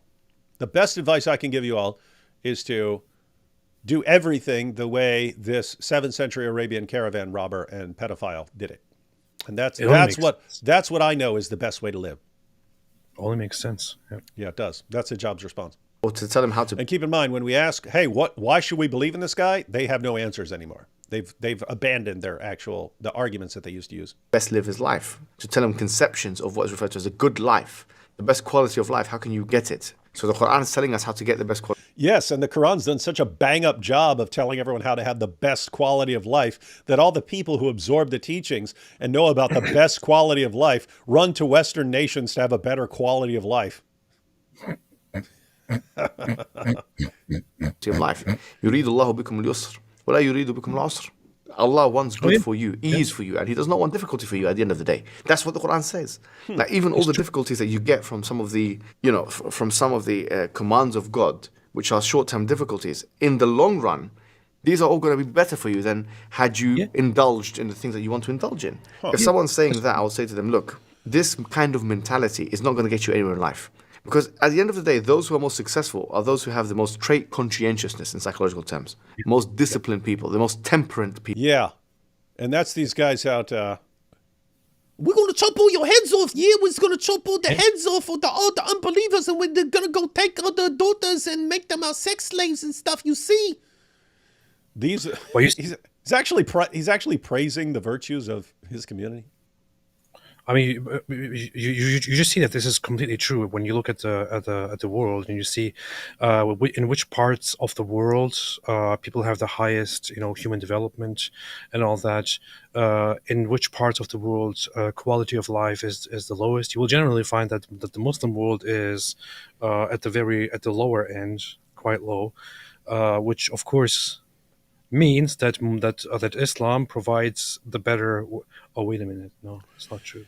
Yeah. Interesting. And my goodness, if Middle Eastern Muslim nations weren't sitting on a sea of oil, it'd be significantly worse. Because the ocean of oil that you're sitting on did actually help you guys out financially. Islam, not so much. Apart from once you couldn't subjugate people and take all their stuff, it didn't work out. It was a defective system. So you got Hijab here complaining about interest when the Islamic system is conquer people and make them pay you their stuff.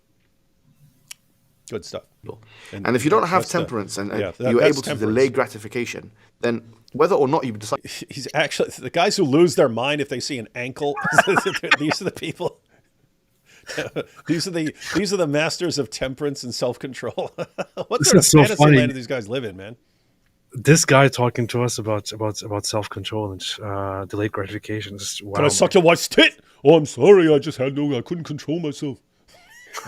Golden showers.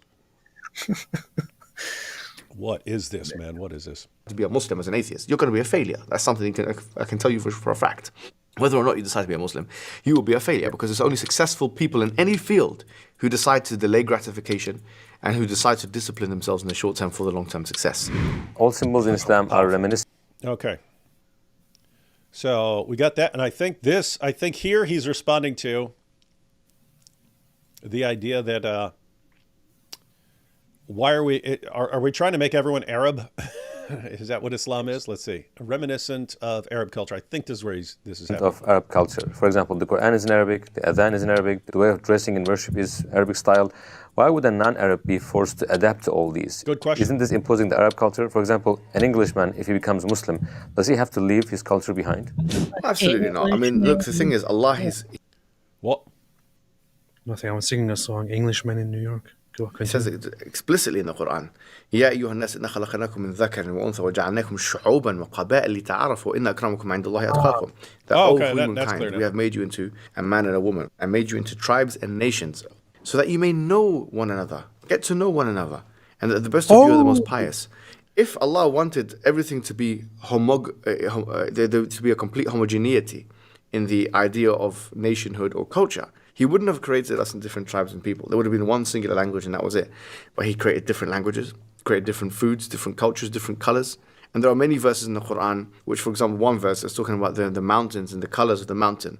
And وَمِنَ النَّاسِ, the people are like that. They're varied, just like the colors of the mountains you have.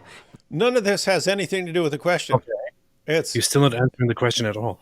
Yeah, it's okay. Guys, let me restate the actual issue, which I bring up pretty regularly, right? Once you become a Muslim, they start saying, okay, you have to memorize these prayers in Arabic, and you get the call to prayer, and it's in Arabic, and then you have to start dressing like a 7th century Arab, and you take an Arab name. You do this. Why? Oh, because the last prophet was okay. What's that? What's the connection? If the last prophet had been sent to Japan, would you be walking around in kimonos? Is that what you'd be doing? And speaking Japanese? And oh no, we have to memorize these prayers in Japanese. And so I mean, if you look at Islam, it really looks like the takeaway, the fundamental message is that the creator of the universe is obsessed with you walking, talking, living, dressing, speaking, and even going to the bathroom the way a 7th century Arab would. It's like obsessed with it. So that's it. That's a question that I would ask as well. Why is Allah obsessed with everyone acting like they're 7th century Arabs? Even if they're in the UK, even if they're in Canada, even if they're in China. No, you have to live like 7th century Arabs. You have to become basically culturally 7th century Arabs. And then Hijab's response, no, Allah loves different cultures. He loves diversity. Why does he keep saying all this stuff that it's all about Arabic? Why? You didn't answer it. Oh, no, Allah says diversity is our strength. Yes, that's what he says. It works so well. This kind of color, this kind of color. People are like that as well. And that brings about a richness and a variety into the human experience. Allah's all about which diversity. Allah is telling us this is why we're doing it, so that we can get to know one another. Yeah, so that's why you've had the LGBTQ flag at all these Muslim protests and so on. That's why you have the LGBT, because Allah loves this diversity. Yeah. He loves the rainbow People have diversity. something you don't have. And these people over here have something you don't have. So get to know one another and see how these people are doing things. See how these people here are doing things. Learn from each other. Because there's always going to be something these people have that these people don't have. And these people have that these people don't have. And so on and so forth. So Does that sound anything like Islam? No, and also he didn't answer the question at all. Did not. He didn't even get close to answering the question. Didn't come within 1,000 miles of answering the questions. Just basically pretended that it's not an issue. No, Allah loves diversity. He loves different languages. He won't speak them, but he loves all the different languages. And he loves all the different peoples. And I guess it's just a great mystery as to why he wants all these different people to suddenly act like they're Arab. We will never know why that is. Allah loves diversity. Allah says in the Quran, diversity is our strength. So, yeah. Oh, actually, one more issue here. I did not know. I didn't see this. I actually looked it up on their video what the next point was. It's, if Islam is true, why are Muslims weak? I'm actually interested in this one. That is, because he's the one who did the poll. Remember, he said, hey, when you're doubting Islam, it was a poll for Muslims. He said, when you have doubts about whether your religion is true, what's causing those doubts? And the number one answer was moral problems with Muhammad. So thank you, Hijab, for letting us know that. That's been very helpful. But another one that was really highly ranked was the weakness of the Ummah. And Islam is just supposed to grow stronger and stronger and stronger and expand until it takes over the world and so on. And you look and it's, no, Western nations, please, sir, may we have some more? May we have some more? Please give us some more benefits here, sir. Can we have some more? And it's like, that's not the way it's supposed to. You're supposed to be crushing us and humiliating us and so on. And so you look around at the world from a Muslim perspective, it's like, this is not the way the world is supposed to be, according to Muhammad. Something is really, really off here, and it's causing people to doubt their religion. And so he brings this up. I do not know what his response is. Muslim doesn't have to implement the Arab culture. No, of course not. I mean, even the Arab cultures nowadays, they're so different from each other. Like if you go to Morocco and then go to Saudi Arabia. Okay, where's the next point? He's more on... Okay, guys, so... What is this guy talking about? Like, there's just... I mean, at least have the guts and be a little bit unapologetic about the fact that in Islam, if you want to observe Islam, you basically have to adopt Arab culture. You can't deny that. You can't deny that. So stop giving examples from different Arab places within the Islamic world. You adopt Arab culture. The point was actually made. Credit to these Turks. For the first time, I've heard something good coming from Turks. They actually put. It's the only good thing I've ever heard that's ever come from any Turk ever, as far as I know. Yeah. Normally terrible people, but they actually made the point. So answer the point, man. Stupid. Yep. Apparently, nope. Islam's all about diversity. Quran is the truth. Why aren't Muslims today significantly more successful than non-Muslims? Well, I mean, there's an assumption here that, for example, if you're rich, you're right. Effectively, if you're rich, that means you're right. The richer you are, maybe the righter you are. Maybe the more money you have, the more truth you have as well. So, but that's obviously a false assumption. I mean, you can have a lot of money and be in complete false. Okay, well, in what way is the Muslim world, the Ummah, more successful than anyone else? It doesn't. I agree. It doesn't have to be financial. You could be a poor nation and be successful in a different sense other than financial. So, highest number of immigrants to Europe, I would say. In that way, they are very successful. what are you talking about? We are successful at immigrating to everyone else's countries and leaving ours. We're very successful at leaving our own countries because we turn them into Sharia hellholes. But you can be the richest man in the world and be the lowest IQ man in the world and have no truth at all, or not even care for the truth. What I'm saying is that the assumption itself is a problematic one. But What's that? Like Ali Dawah. even if we go for it for the sake of argument, like the Islamic empires, Islam has been around for 1,444 years.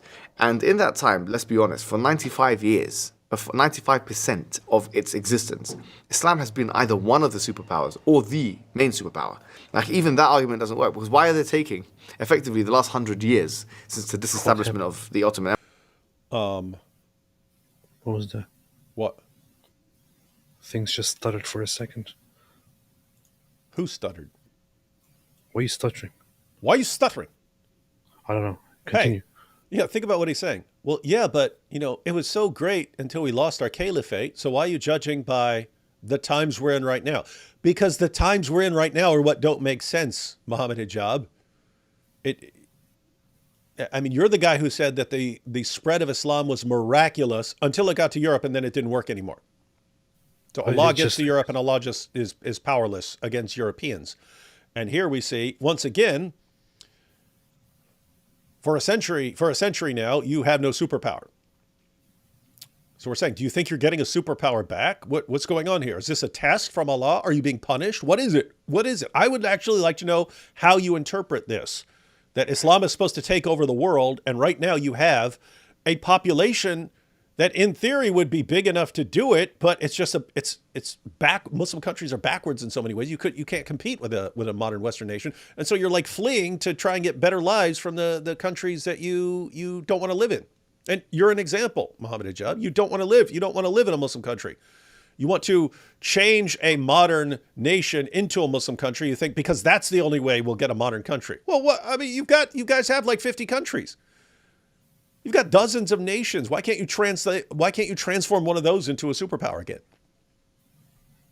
Wonder if we're going to get a response. Why are they taking that as the thing to analogize everything else with in the first place? There were times where the Europeans were, let's not call it the Dark Ages, some historians don't like it, having a difficult time economically, call it. And they had Christianity at that time. And Muslims were... Christianity doesn't say we're just going to expand and we're just going to keep expanding, we're going to take over the world. It's not built into our religion. This idea, Islam will take over the world until all religion is for Allah. That's a Quran quote. It doesn't look like that's happening. It looks like you're getting weaker and weaker, and that you're unable to interact on a real global scale. Yeah. Well advanced. Those African countries, Mali, Mansa Musa was doing better than some of the European countries economically. Think about what he's saying. It's like, hey, things fluctuate and so on. Right, that's how things work in the real world. That's not what you would expect for the Muslim world if Islam is true and the predictions were correct. If you're just saying Islam is another empire like other empires, then okay, empires rise, empires fall. It happened with the Babylonians, happened with the Persians, happened with the Greeks, happened with the Romans. Yeah, we get that. If you're saying Islam is just another one in a long series of empires that rise and fall, okay, that's fine. The point is, Islam is not supposed to be like any of those other ones. And yet it is, according to what you're just saying here.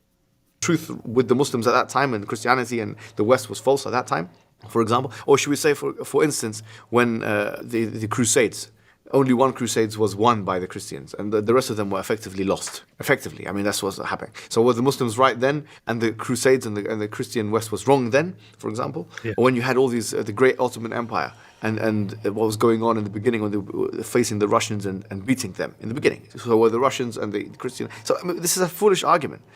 No, gosh. Nobody's saying this, man. Yeah, it's in your system. It's not part of Christianity. You're going to go and fight the Crusades and you're going to win and so on, right? It's built into your system because you have it from your prophet that when Allah is on your side, you're going to win the battle. And if you don't win the battle, it's because Allah is punishing you. That's built into your system. So if you were winning for a long time, you say, okay, Allah was on our side. Then what happens when you lose? What happens when you lose your caliphate and you guys are like running around begging for scraps around the world right now? What, is Allah punishing you?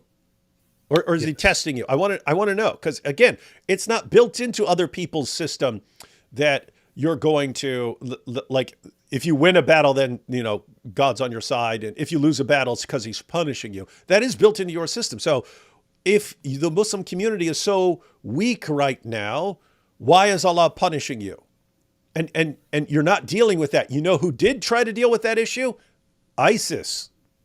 They're the ones who said, we're weak right now because we are not strict enough in enforcing Sharia. If we are strict enough in enforcing Sharia, then Allah will bless us. And so they went super strict. What happened? They got crushed. Oopsie, didn't work like they thought it would. The other group that tried that, the Iranian Revolution. If we just really crack down on all rebellion, then Allah will bless us and we'll take over the world. How's that working out? So not very well. Yeah, that's the point. It's the only reason you can say Allah's punishing you is because you're rebelling. Well, what does that mean? It means if you stop the rebelling, then Allah's going to bless that particular Muslim community and they're going to be the ones that take over. Guess what? That's Sunnis and Shias tried that. It didn't work out. It was a disaster. So now the question, why are you so weak? You're not answering. You're not answering at all. You're saying, oh, but we're talking about Islam, the ideology where it's built into it that when you're winning, Allah's on your side, and when you're losing, it's because Allah's punishing you. That's your system. We're asking you about your system. We're not talking about the Babylonians or something like that. My goodness. In fact, the Quran deals with it by saying, وَتِلْكَ الْأَيَّامِ نُدَاوِلُهَا بَيْنَ النَّاسِ, and these are the days which we alternate between the people. But to answer the question directly, there's no argument there, really. I'm actually still waiting for it, which indicates that the richer you are, the righter you are. Finally, all right. I'm still waiting for the argument. Where is it?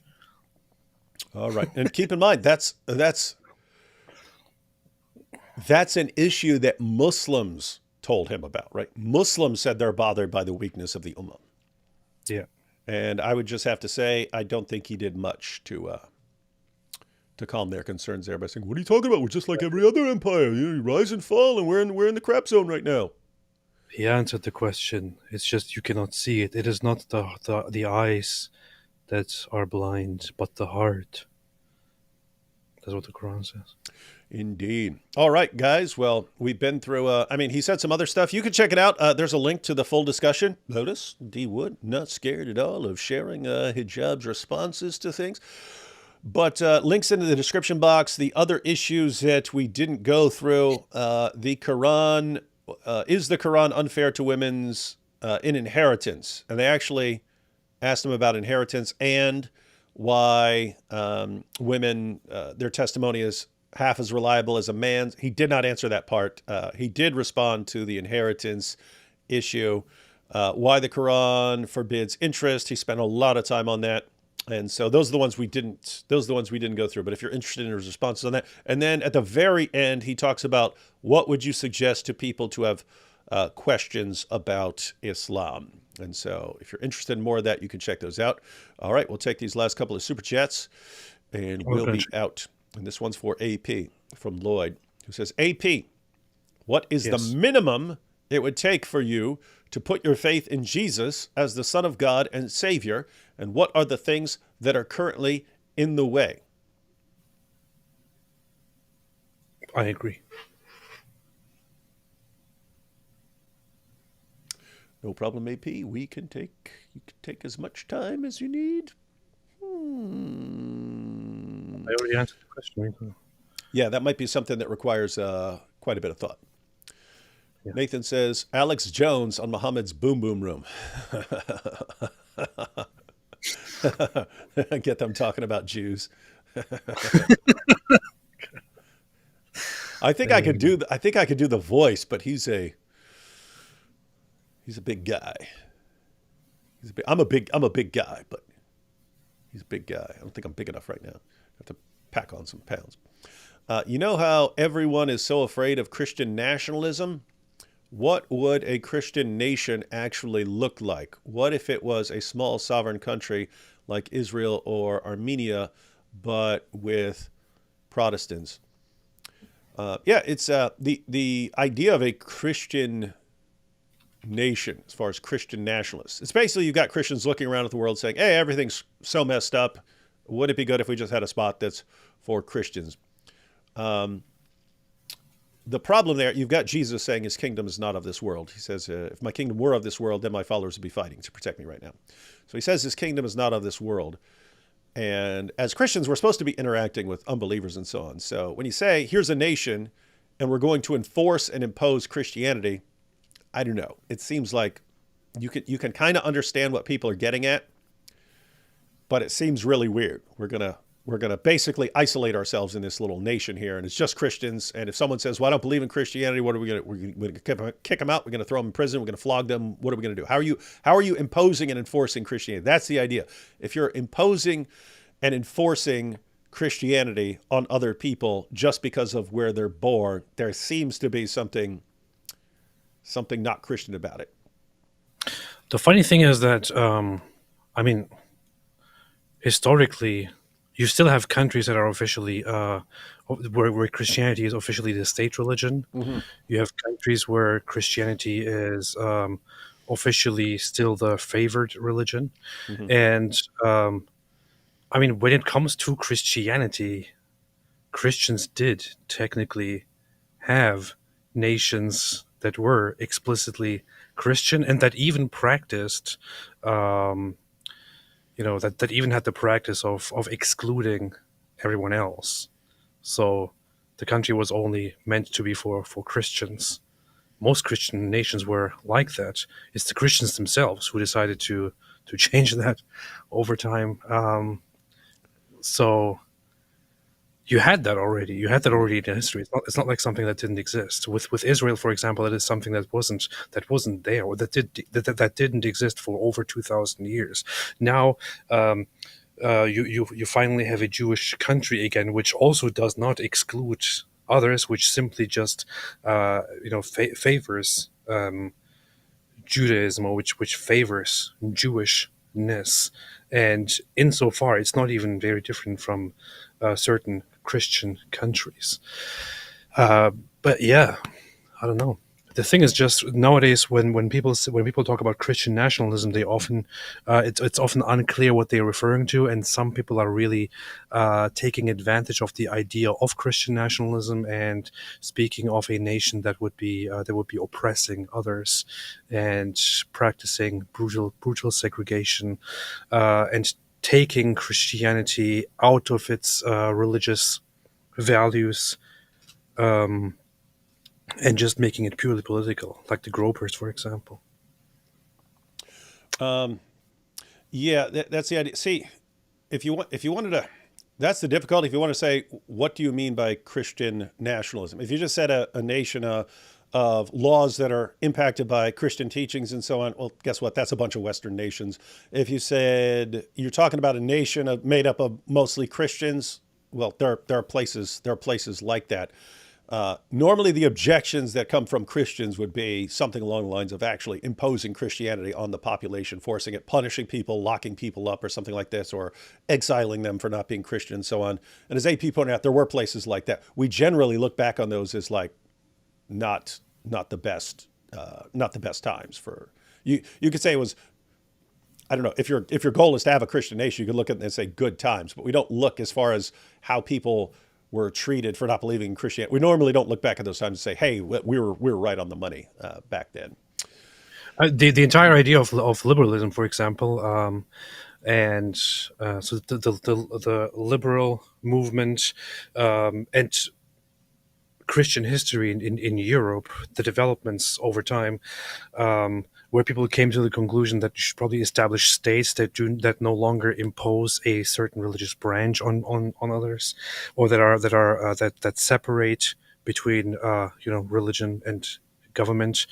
The idea was generally, look, guys, look, guys, we have for the longest time we have had a state religion, and the state generally discriminated positively or negatively based on religion or religious creed, where Catholicism was enforced, Protestantism was enforced, Orthodoxy was enforced, whatever, and it only led to collapse, to destruction, to infighting, to revolutions.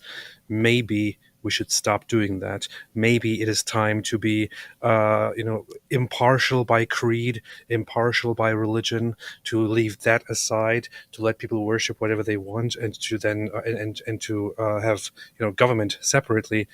It seems like this will be more stable, and it did actually result in more stable states and societies. So it actually worked in Europe. People are generally very much opposed to the idea of having state religion or of having religion in government because of hundreds of years, especially starting around the time of the Protestant Reformation, hundreds of years of infighting, of killing each other, of creedal oppression and all that. It just in practice doesn't really work as well as you may think. And the reason people are going to be pushing in that direction, and of course people pushing against that inclination, is because of the same thing we're talking about with what's going on in the UK right now. People feel like they're being ignored by their government. People don't like the direction society is heading in. And so even if you look back and say, I don't like the way that Christian nation did things 5 centuries ago. For some people, it's, I'll take that over the direction we're heading now. And so it's a situation where, people are going to be making some difficult decisions about what they do in response to a world that they are really not liking right now. Wait. We have actually, Ihtisham is actually in the chat. I didn't know it was him, but it's actually him answering Christians. Is actually in the chat and just said a puss is a secret Christian. Well. Oh, he called you a name. Why would he do that? He knows the rules. Ihtisham, don't you know the rules, man? He knows the Don't rules. you know the rules? He knows the You can't rules. call people names. You can't call people. Calling someone a name here. Look, here's the Quran. Here's the Quran. I wasn't going to do this. He wasn't gonna do it. We were almost done with the live stream. We were. Yeah, we had like 2 more super chats, and then we were gone. And then you had to insist that AP desecrate the Quran. Wow. And I had to check if it's actually you, because I thought it was just some random troll or something. But it's actually you. I don't know why you're doing this, but here, this is a response. The Quran says you shouldn't insult others or whatever they consider holy, lest they insult you, your God, Allah. So here. This is for you. Yep. Answering Christians. You broke the rule. You broke the rule of your own God. This is because of you, Etishem. You're responsible. You're responsible for this. By calling names when you know what the response will be. Wow. Yeah. Wow. Shocking. It's like people come to the chat and they're like, hey, we really love the Quran. How can we get AP to desecrate one? Yeah. Mumu Joe says, weak. They're talking over the world via immigration. Western world pay them to do so. Ignore their violence and hate. They are winning. The question wasn't. The question was weak. You're saying weak. They're being brought into Western nations because Western nations are going, look at how bad things are for these people. They're not looking at them going, wow, they're so strong and powerful. Let's bring them in. It's, wow, these guys are so backwards in the way things are in their countries that we need to do everything we can to help them. And anyone who has a problem with it must just hate brown people or something like that. They're doing it because of how bad and weak things are.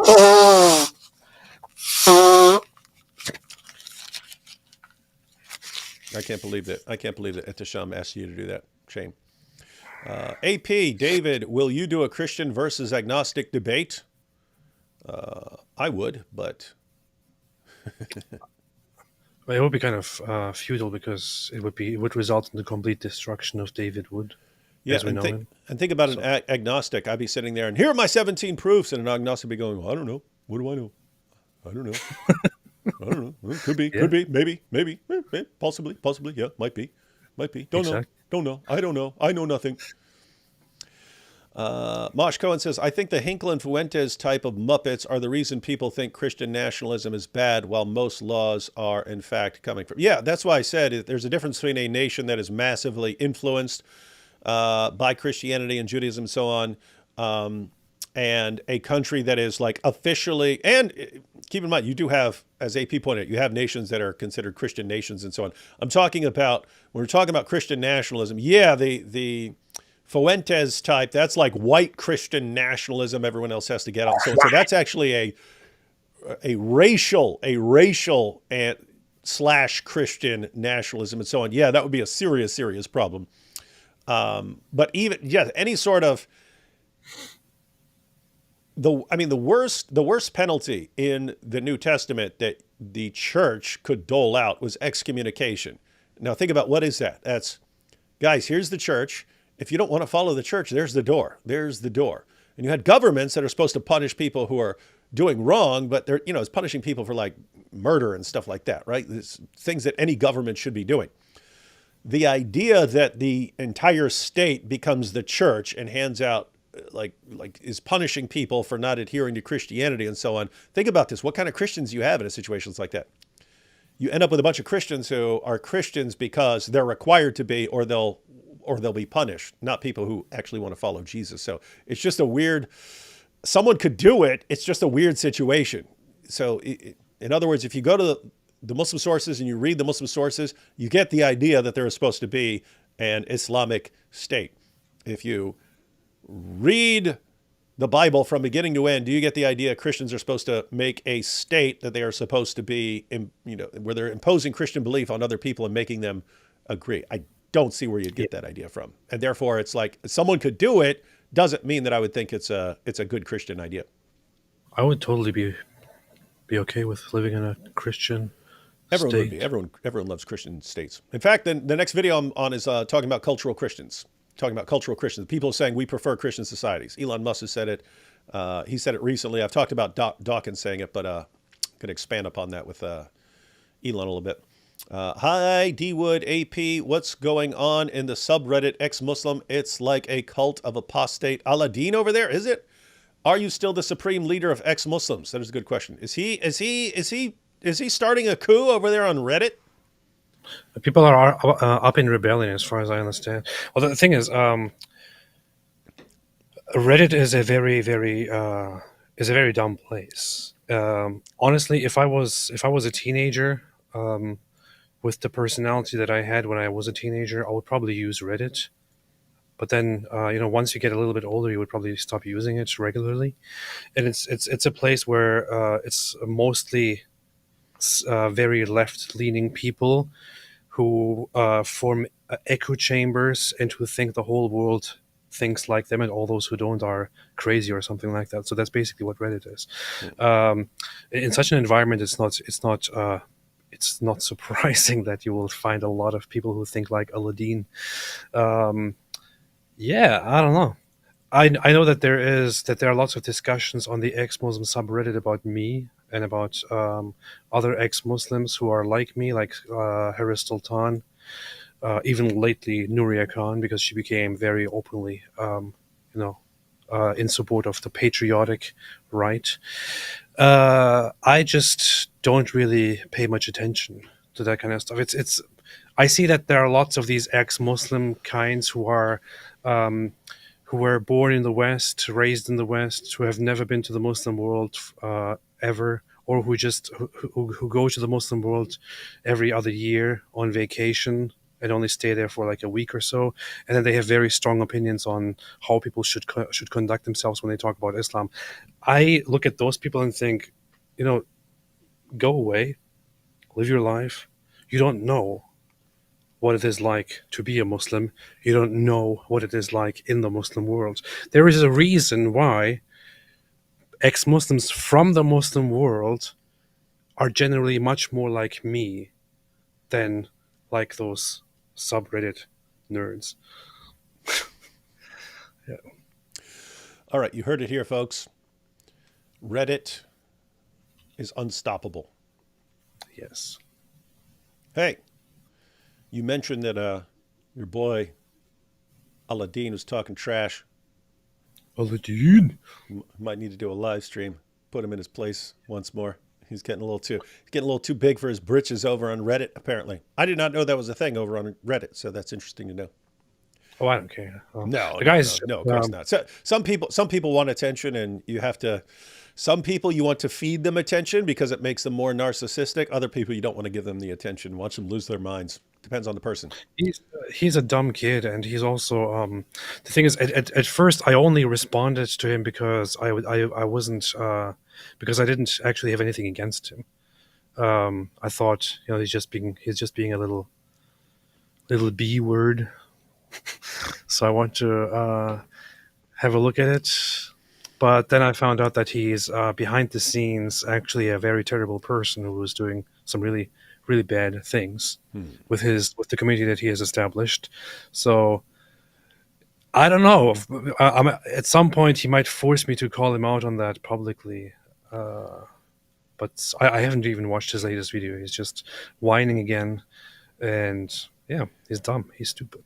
Yeah, all I recall is whatever clip we looked at some point when he was first blasting you, and my takeaway is just some people want the attention and they get really jealous if they don't get the attention they crave, and you see that a lot in the dawah community, right? Like these guys are leaping over each other for attention and so on. And I guess some of them leave Islam and don't lose that.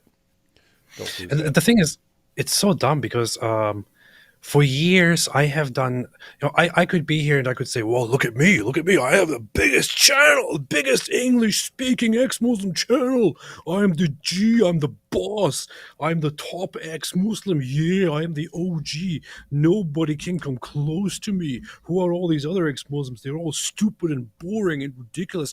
I could act like this. I have done the opposite. For years I have done the opposite.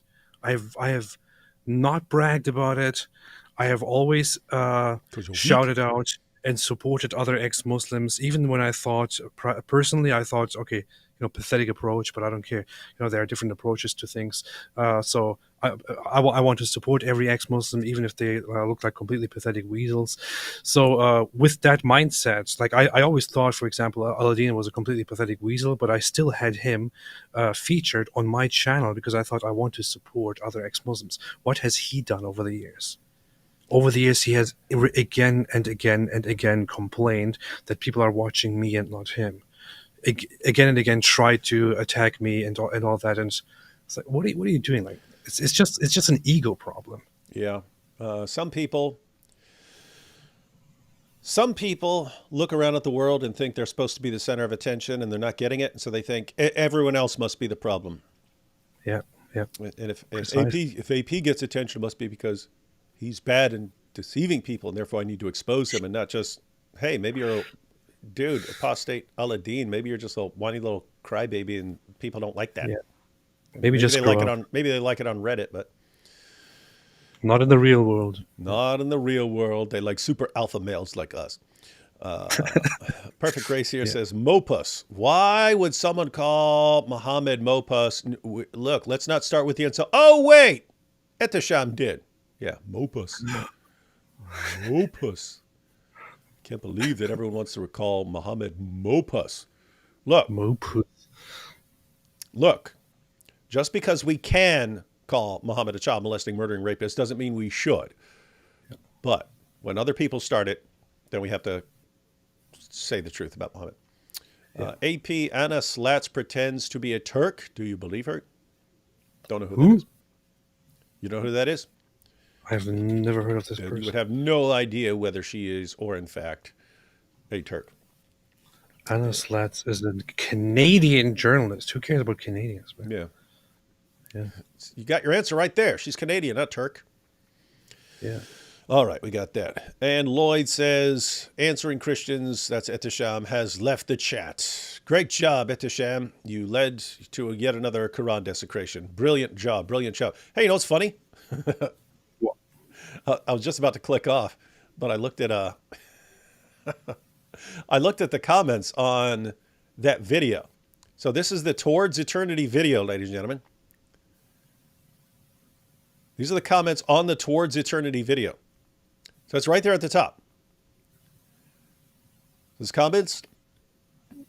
Look at this comment. Hijab is a master of mental gymnastics. This is just top comments. Hijab is a master of mental gymnastics. I wonder why he's not living in an Islamic country. What did Muhammad say when Aisha said she has never seen a suffering woman as Muslim women? That's 10 days ago. Clearly a prearranged interview. Yeah, they're not hitting him with difficult questions. They're saying, Muhammad, hijab, send us the questions you want us to ask you. Next one. Islam dies without lies. And here we have, I'm not a sister from Yemen. I'm a brother from Pakistan. And I love Brother Muhammad hijab. So you have to go down like 5 comments to get something that's positive. Nothing more than Muhammad trying to speak intelligently to justify or make excuses for Islam. This is interesting stuff. It's interesting if like people are, it's interesting that people are like, I mean, normally the comment section of the Muslim videos is a total echo chamber, like Reddit. And here it's people exposing this stuff. Interesting stuff. Interesting stuff. Huh. All right. Well, that's good to know. That's good to know. Keep up the good work, everyone. All right, AP. Been a good show. A good show. No. Anything you want to say before It's we close out? always an honor to be here. Always proud to be out here doing the work. And you see, of course, we have the best channels.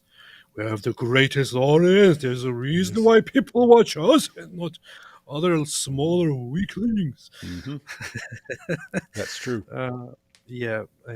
Stay away from Islam. But And here's this clip from AP bragging about his channel. What is this? You see his attitude?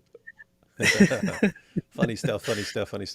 All right, everyone. As far as I know now, AP and I wouldn't mind going through some of the actual footage of the escalating tensions in the UK. We might have to do that. I think I'm live twice tomorrow. I think I'm going live with Hatun in the afternoon, like 3 or something, and then with Inspiring Philosophy on his channel, responding to apparently some people who didn't understand some jokes that we were telling. And so he actually wants to go through and explain what the actual jokes were to people who didn't get them. It's weird that we have to keep doing this. And then on Tuesday, I will be on with Raymond Ibrahim. You familiar with that guy? who? Raymond Ibrahim, man. Egyptian dude. Sounds like That's one of the OGs. That's one of the OGs. Back in the day, it was Robert Spencer, Raymond Ibrahim, Pamela Geller, and like a couple of others. There were not a lot Does of he also people. have a real name? That's his name, man. He's an Egyptian guy. He used to be a bodybuilder. He used to be like massive. And Pamela C here says, for you and families, thank you all for God is doing through both of you. Thank you, Pamela C. And for everyone else, we'll be seeing you soon in a variety of ways on a variety of channels. And it will be super dope. Super beast. Stay sane, everyone. Stay sane in a crazy world. Don't.